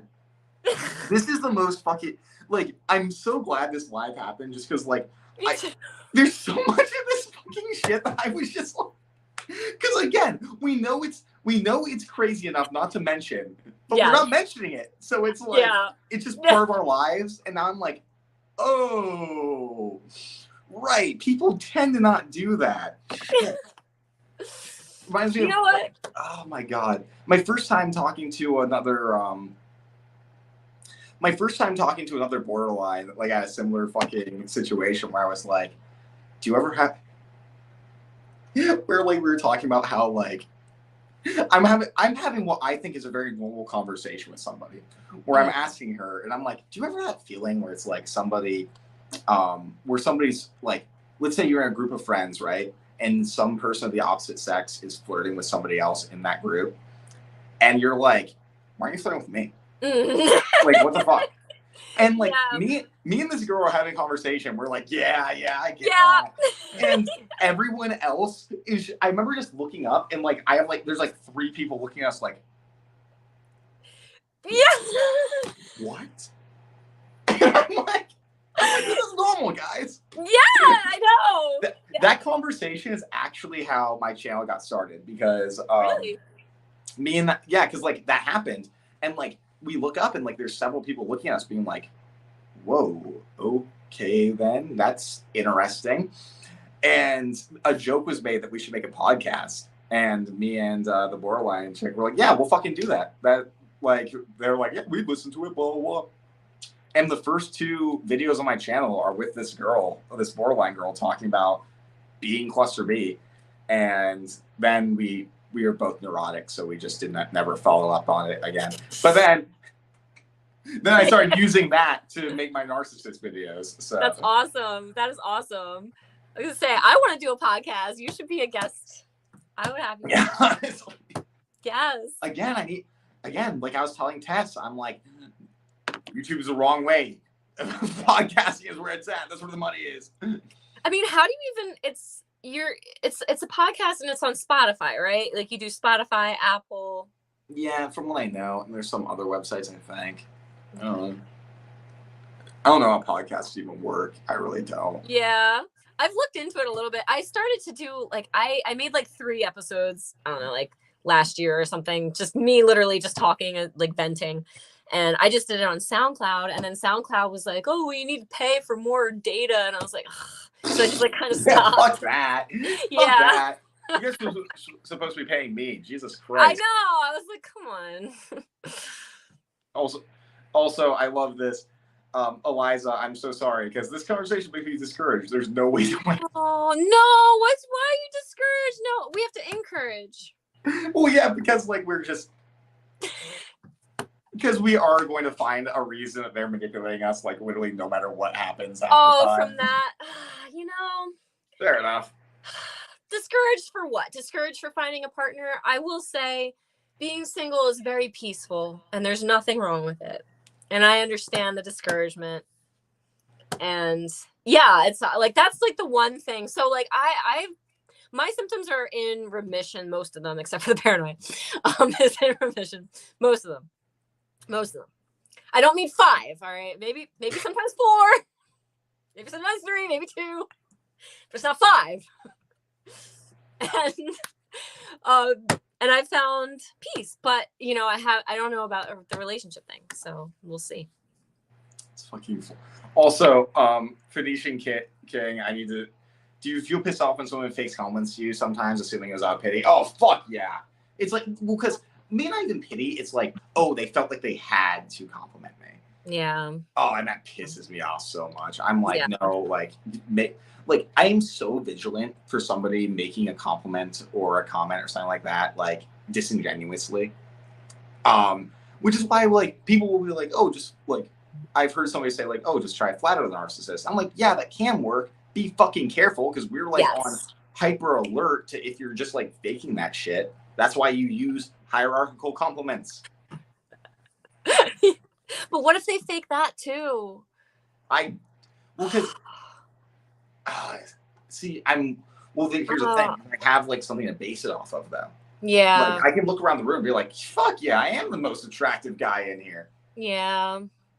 But what if they're like, see, that's where the BPD anger would come in for me, because if they did that to me, then I would start watching them with whoever they just compared me with. And I'd be like, okay, let's see. my borderline friend, I was talking to her and then like we were talking about this because we want to do a series of like fucking cluster B like cheat codes. Yeah. Because it's like, because like something that she once said to me was that like, instead of asking a borderline like, hey, did I do something wrong? Or like, are you okay? Yeah. To say, hey, are we okay? Oh, I love that. Yes. See, exactly. It's a cheat code. Yes, that's so true. And so like I was like, and then I used that on my I have an ex who I'm still friends with who has very strong borderline traits. And I like used that on her, and I was like, "Whoa, that was probably the nicest response I've ever gotten from this girl." Oh my gosh! Yes, it really. She's right. She's right. That's good. And so one of the things that so I was saying like the hierarchical stuff what could be a cheat code for narcissists. It's like, oh, to compliment them, use the hierarchical stuff. Yeah. And so she's going to, but then she mentioned when we were talking about this, she's like, yeah, as a borderline, I'd be so pissed off because it's like, well, wait, I'm the most attractive in this room. What about the people outside this room? What? Yeah. Yeah. So true. Oh, I'm going to piggyback off of that. And if it was a specific person, I would become hyper fixated on that person, because now I'm thinking you're comparing me with them. That means that you were already thinking of them. So obviously you're thinking something of them. So you obviously have some kind of, or you did have some kind of reaction. Now you're comparing me. So now I have to, that would be worse. That would be bad for me. We were literally talking about that. We need like a disclaimer of like, do not use this on borderline or something like that. Like, please. It's true. Don't even mention another person, because we will obsess about the other person. That's so fucking funny. Oh my god. It's so true. First of all, also Echo is here. Hi, Echo. She said narcs are masters of fakeness, so do not try to be fake with him/her. It causes a rage. And like, yeah, honestly, because it's like I am a fucking performance. I am fake. There's nothing real about me, or at least it feels like. I am constantly trying to fake shit. So you try to compliment me in a way that feels disingenuous, I'm going to pick up on that shit immediately. Right away. Yeah. And like, I'm hyper vigilant to it. Wow. But yeah, like, oh, that's fucking funny. I feel the opposite, actually. I feel like I'm never fake, and that's why people hate me. Because if I don't want to talk to you, I will not even fake a conversation. I will not even say hello. I won't ask you about the weather. I will walk right past you, because I don't have the energy for it. So I just don't. Dude, that's so funny because it's that's so interesting. And you know, because I think I mentioned this before, just that like my borderline friend, I was talking to her about like how I had when I was talking to one of my borderline trait ex, and I was like, and like she would like have this proclamation of love, right? Of like just like affection. And I would always try to match the energy. And she was like, well, yeah, it's because that's not you. You're just like trying to match that energy. Yeah. That's fake and shit like that. And like, because I was confused why like she hated it. Wow. Well, not hated it, but she would like shut down. Yeah, she like could tell. Yeah. Wow. And so I was like, yeah, I guess that makes sense why she hates me being fake so much. But yeah. It's not like I was being fake. It was just like I don't know what the right word for it is. I don't know. But anyways, sometimes you feel like your friend group was conspiring against you. I felt like that constantly. Yeah. Like all the time. All the time. I'm like, they want what I have. They fucking are envious of me. They're trying to fucking bring me down. They're jealous of me. They're jealous. Yeah, honestly. Like, they know how popular and cool I am. They're trying to bring me down, those assholes. They want what I have. My talent, yeah. Oh my god, it's fucking funny.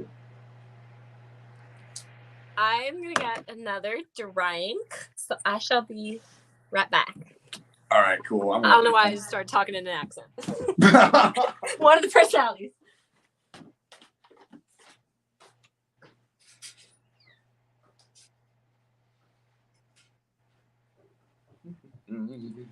Oh shit.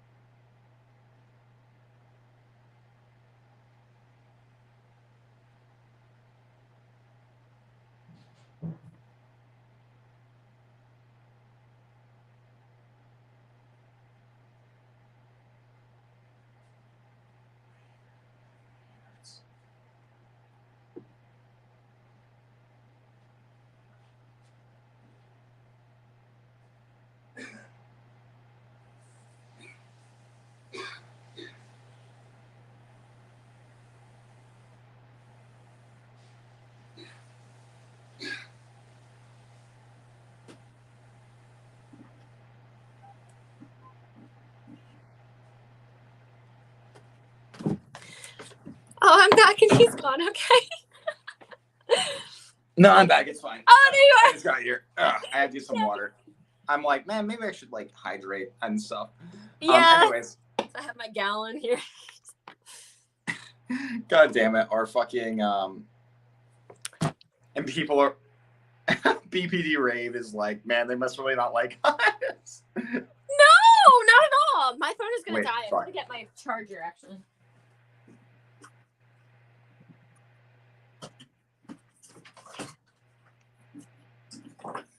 Maybe, I don't know. It's not that we don't like you. It's that we were just attending to our needs for a second.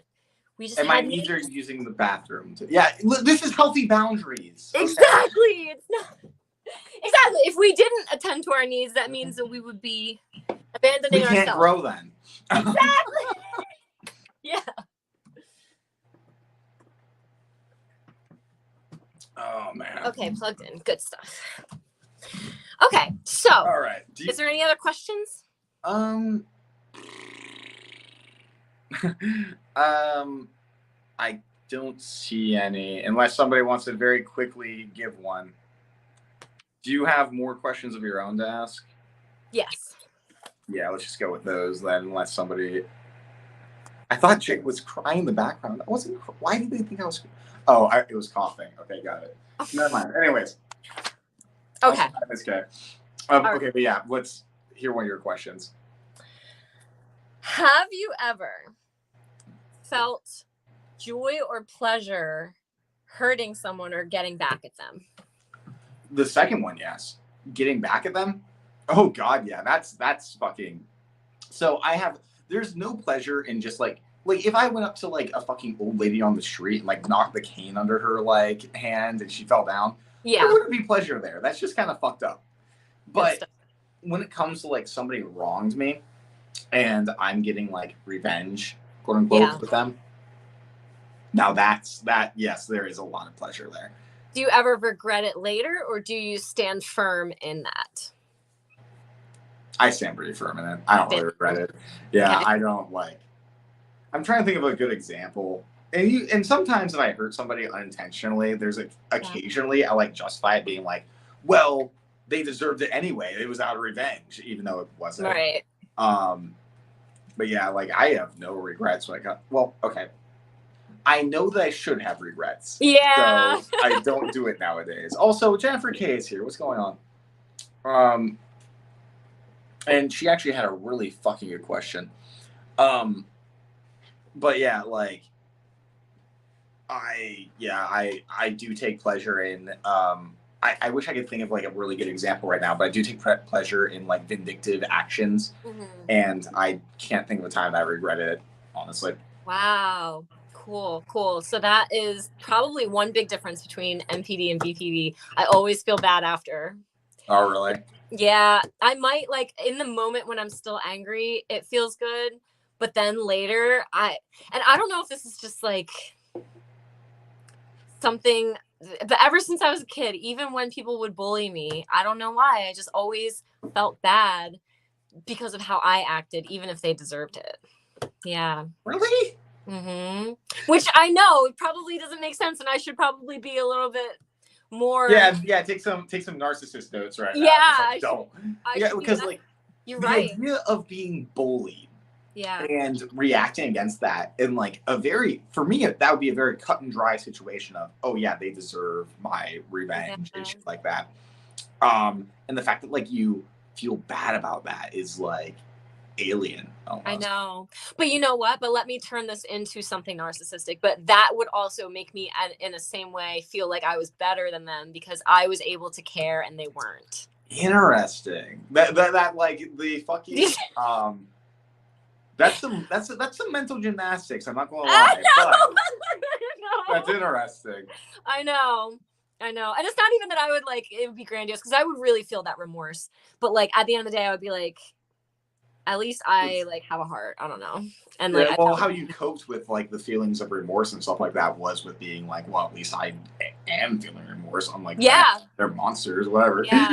Yeah. But I cannot relate like that. Like it for me, it ended at they deserved it. And then you had a whole another set of things that came on afterwards. Yeah, that's fine. BPD, like it doesn't ever really stop. It always kind of tumbleweeds into something else. Yeah. Gosh. That's fucking funny. There actually was a question I wanted to touch on.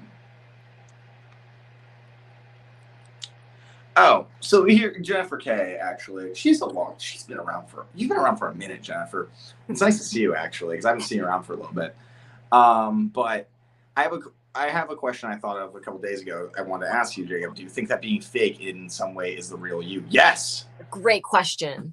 Because so good. So I am always fake. I'm always fucking fake.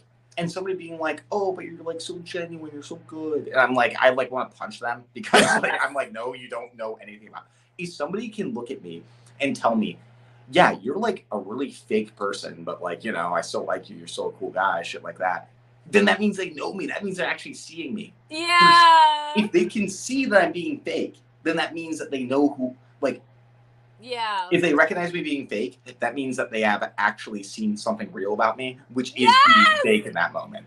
Yes! It's so weird. That was kind of what I meant by, like, they understand the thing that is not really being said, and that's how it feels validated. Yeah. Okay. I just can said tie it. those together now. Yeah, I get Yeah. that. Yeah. Because it's like, well, because I constantly, and I'm like, I have this feeling of like, I almost want them to like, it's like I want my romantic partners and like friends to like sometimes like it's like I want them to rip off my mask, my fakeness, and shit like that, and like look at me for who I really am. And it feels like the baseline of that is recognizing that I am not a real person. And so if they aren't doing that, if they're just saying, no, you're such a good person, you're so genuine, and you're just so kind, and it's like, okay, so you know literally nothing about me. At least if they can say, you're one of the most fake people I know, that at least they know something about me. See, that's like where I get like borderline toxic. Like, I like want to see what's behind that mask. I like want to see the darkness. That's like my toxic trait, or like I want you to show it to me. Cause like I know it won't scare me, because like I've been there, you know? And I've said this before, I've said this in other lives. Like, that's, I like for me, a like relationship isn't real until we can get under the mask, because I know it's there. Everybody has it. And like, if and I feel the same. If you only like me because of what I project on the outside, and you don't know what's actually happening underneath, then I don't feel loved by you no matter what you say. Yeah. I mean, honestly, it's like, God, and that there's some of the fucking borderline narcissist relationship toxicity coming in right now. But it's fine. It's okay. Oh, and this is a question I think is related that I do want to. Is your passion and enjoyment during this live interaction not genuine? So here's where it gets tricky. It gets really tricky here. Because it's like, I am faking 99% of the time, but it gets to the point that I'm not sure what is faking and what's not. Because I'm always, even when I'm doing like this, or making a video or something like that, it's like I think I'm being genuine, but in the back of my head I'm like, no, you're not. You're still being fake. Everything feels fucking fake and like a lie. And I think part of that is because there is a little bit of calculation that goes into everything I say. Like, I'm always kind of watching myself being like, oh, how are people going to react to this? How are people going to react to this? Et cetera, et cetera. And so even the most genuine things about me are being put through a filter. So it's like, I would say it probably is genuine, but it's not, it doesn't feel genuine, is I guess my reaction. Does it make you feel better to know that okay, all right, so this is great. So I have a question because of this. So when you're with, like, talking to someone, does it make you feel better to know that they are not faking, or does it make you feel safer to know that they are faking? So like, say that you were talking to your like self, like there was somebody like the counterpart of you. Would you feel safer if you knew that they were being genuine, but you were being fake? Like, do you know what I'm saying? I don't know if that it depends on the context, because for me, like, so I'm going to think of two examples. One is I'm attracted to people that I find genuine. I'm like romantically speaking, I'm like, oh my God, they're like super genuine. That means they're a really good person, et cetera, et cetera. I really admire that a lot. And I guess it doesn't make me feel safe. It's just something, I don't know if I envy it or if it's something that I just, for me, it's just, how do I put it? It's just, I admire like somebody being able to be this thing that I feel like I can never be. But then, does that help you move past, like, well, because you just, I don't know, because you said like it's hard for you to tell sometimes what's genuine and fake. So I'm just, I guess my question was, if someone was genuine with you, would that make you feel safe being genuine? Or is it that you just have a hard time deciphering? Oh, yeah. It doesn't feel like there is a genuine me. To be had. Like, it's like, because like, you know, like the whole borderline, like, I don't know who I am and stuff like that. Right. That it's kind of the same thing there of like when people are like, oh, be genuine. And it's like, there isn't a genuine thing there. Like, it's just me being faking and like putting on this persona all the time. Do you think that that's because it's a mask of your feelings? Like for me, like, so as like a borderline, like I always identified with my feelings. So like if I was feeling something and I showed it, that was really me. So like if I feel happy and I show that I'm happy, that's genuine. I genuinely, that's me being genuine. But like, so for you, like, do you think that like the not genuine part is because like you don't feel safe feeling and expressing what you really feel? It's more of whatever people see me as is Okay. what I am. Like, right. Okay. Tess put it in a really good way, actually, where she when she asked me, "Do you ever have trouble knowing who you are without somebody telling you who you are?" And I'm like, yes, oh my god, yes, holy shit, yes. It's like nothing feels real until like somebody is like, I only feel real when somebody's telling me what I am. Yeah, I was gonna say I get that now. Yeah. I get that. I think that's why maybe like borderlines and narcissists tend to attract each other, because in the borderline's eyes, the narcissist is perfect and is better than everybody and like will project that back to them. And so therefore they have that identity in the borderline's eyes. And I think that the reason why it gets so volatile is because when that split happens, now the narcissist loses their identity because they're not the same person that the borderline fell in love with. And then it becomes explosive. It's almost traumatic, I would say, going from being like great to worthless in like 2 seconds. Because like, you know, with like, because I'm wrong, like I'm always worried that I'm going to be seen as worthless by everybody like at any given moment. Yeah. But like when it actually happens is like, it hurts. It hurts so much. I know. I've had partners like say that to me, like they hated like who I saw them as, because they never said like it's because of who I was. They hated who I saw them as at that moment, and it was like and like they never felt like it was really the truth and stuff like that. And well, it was the truth for them. I guess for me, it became the truth, and they just like were like, I can't like do the roller coaster thing. And that's when I was like, shit, like I need treatment. I need to like stop this. Like I don't want to keep like destroying my relationship.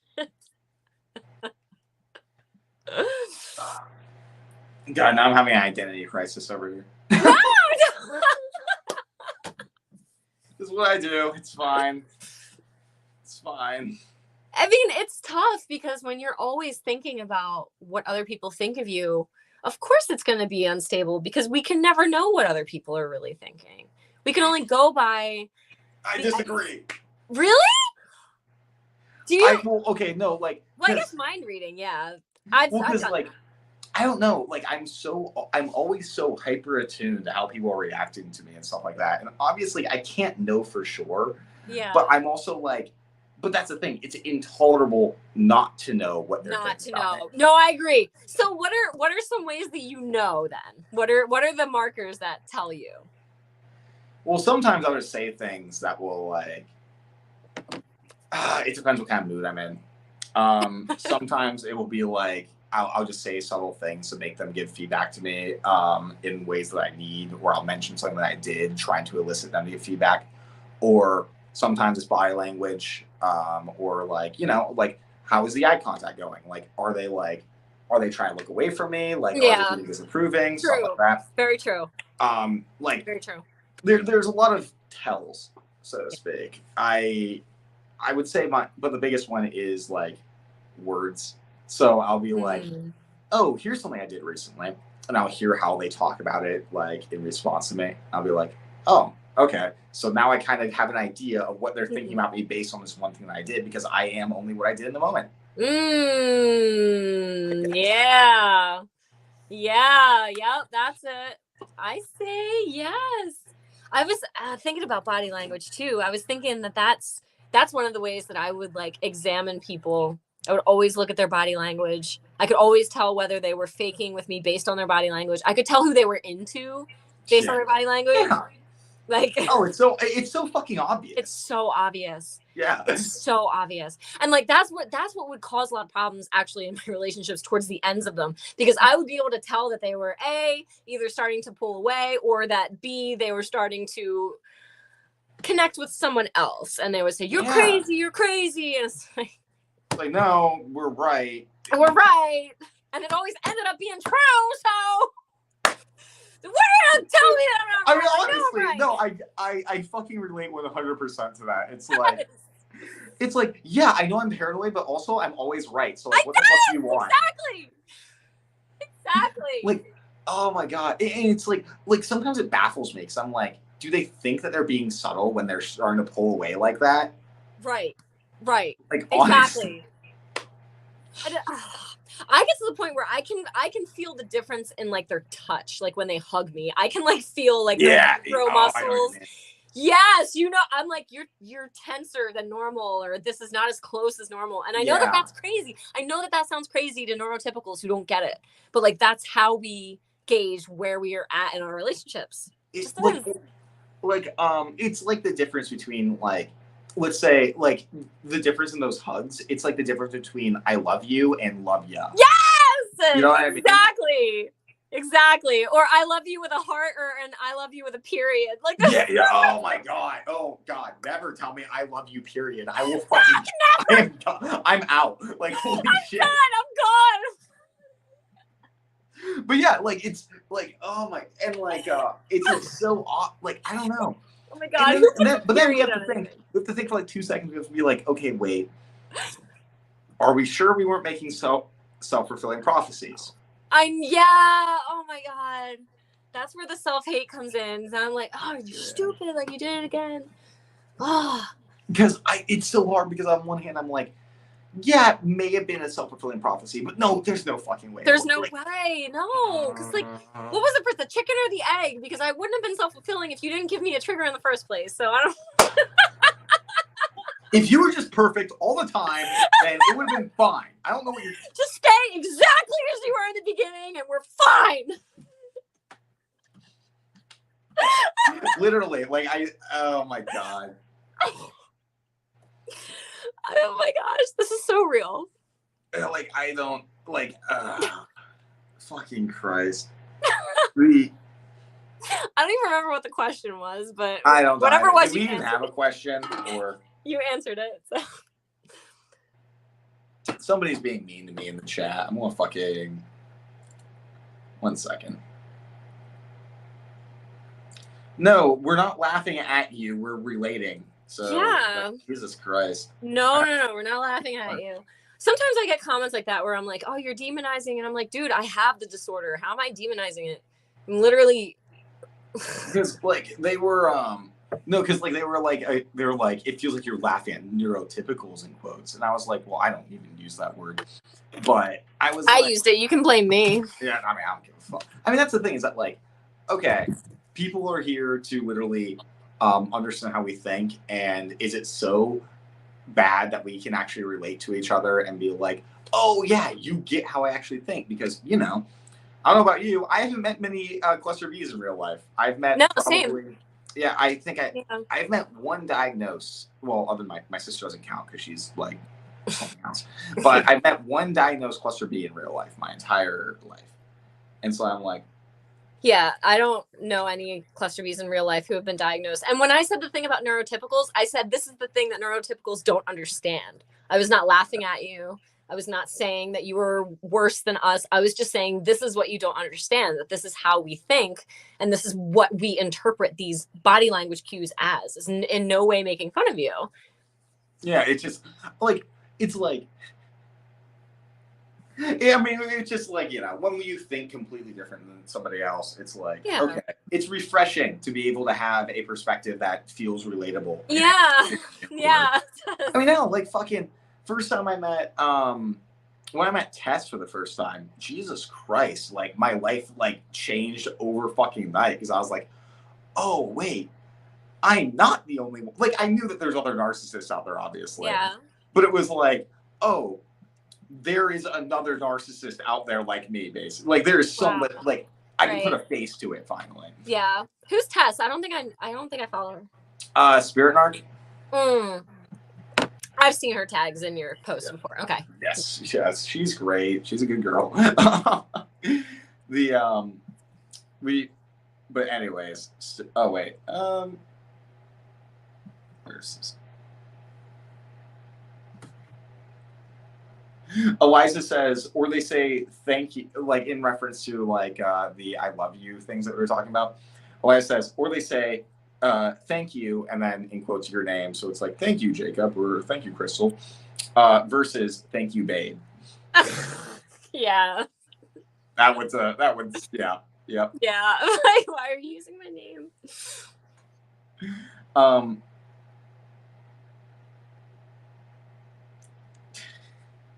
Also, but anyways, okay. Sorry, I'm like fucking like still trying to be. I get like a negative comment, and I swear I'm in my head about it for like fucking like 30 minutes afterwards. Jesus Christ. Yeah. I don't know why. I don't know who's putting negative comments, but I'm sorry that you feel so unloved in your life that you need to spread that negativity over here. I blocked them already, so it's fine. All right, good.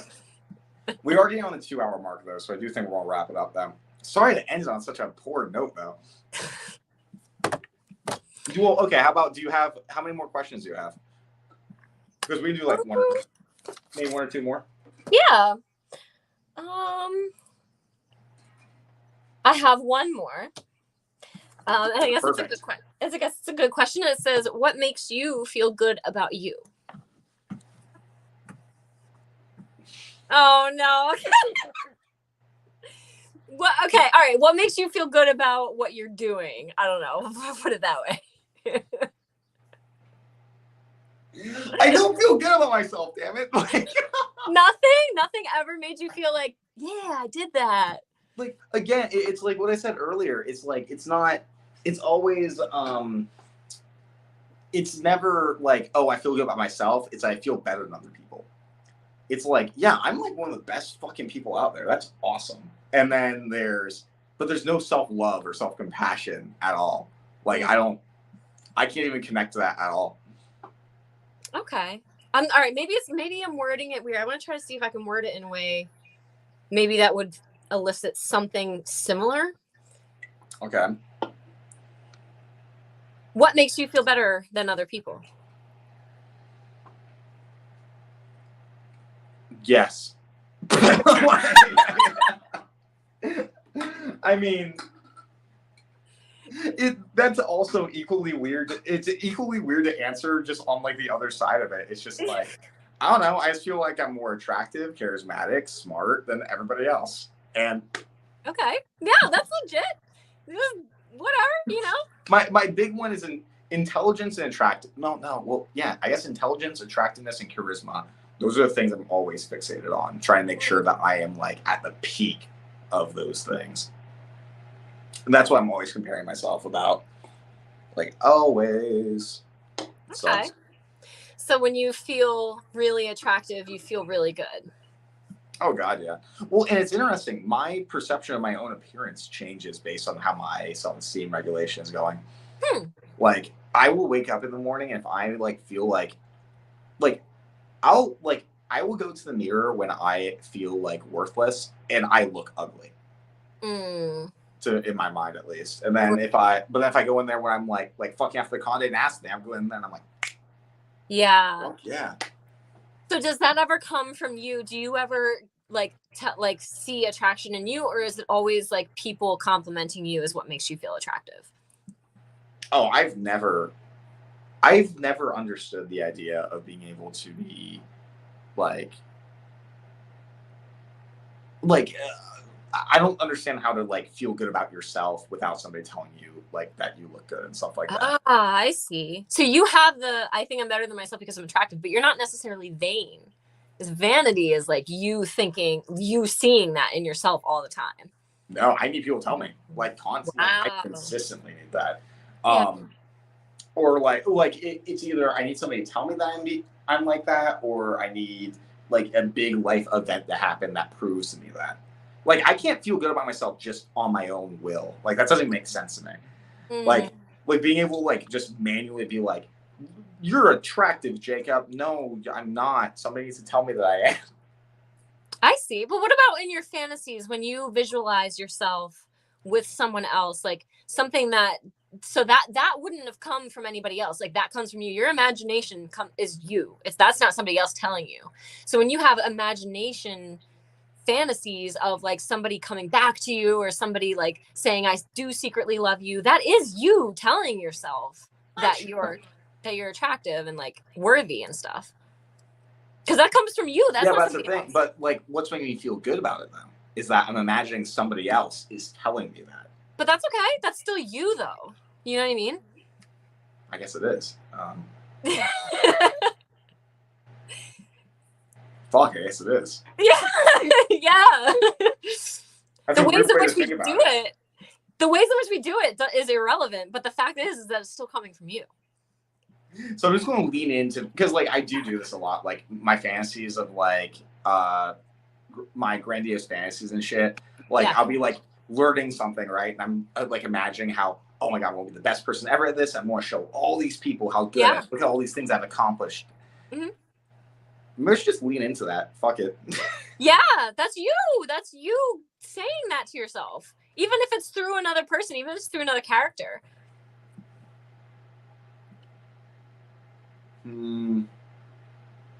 Fuck, I gotta think about that now. Yeah. Oh my God. Well, okay. Well, what about you though? What makes you feel? What makes you feel loved and feel good about yourself?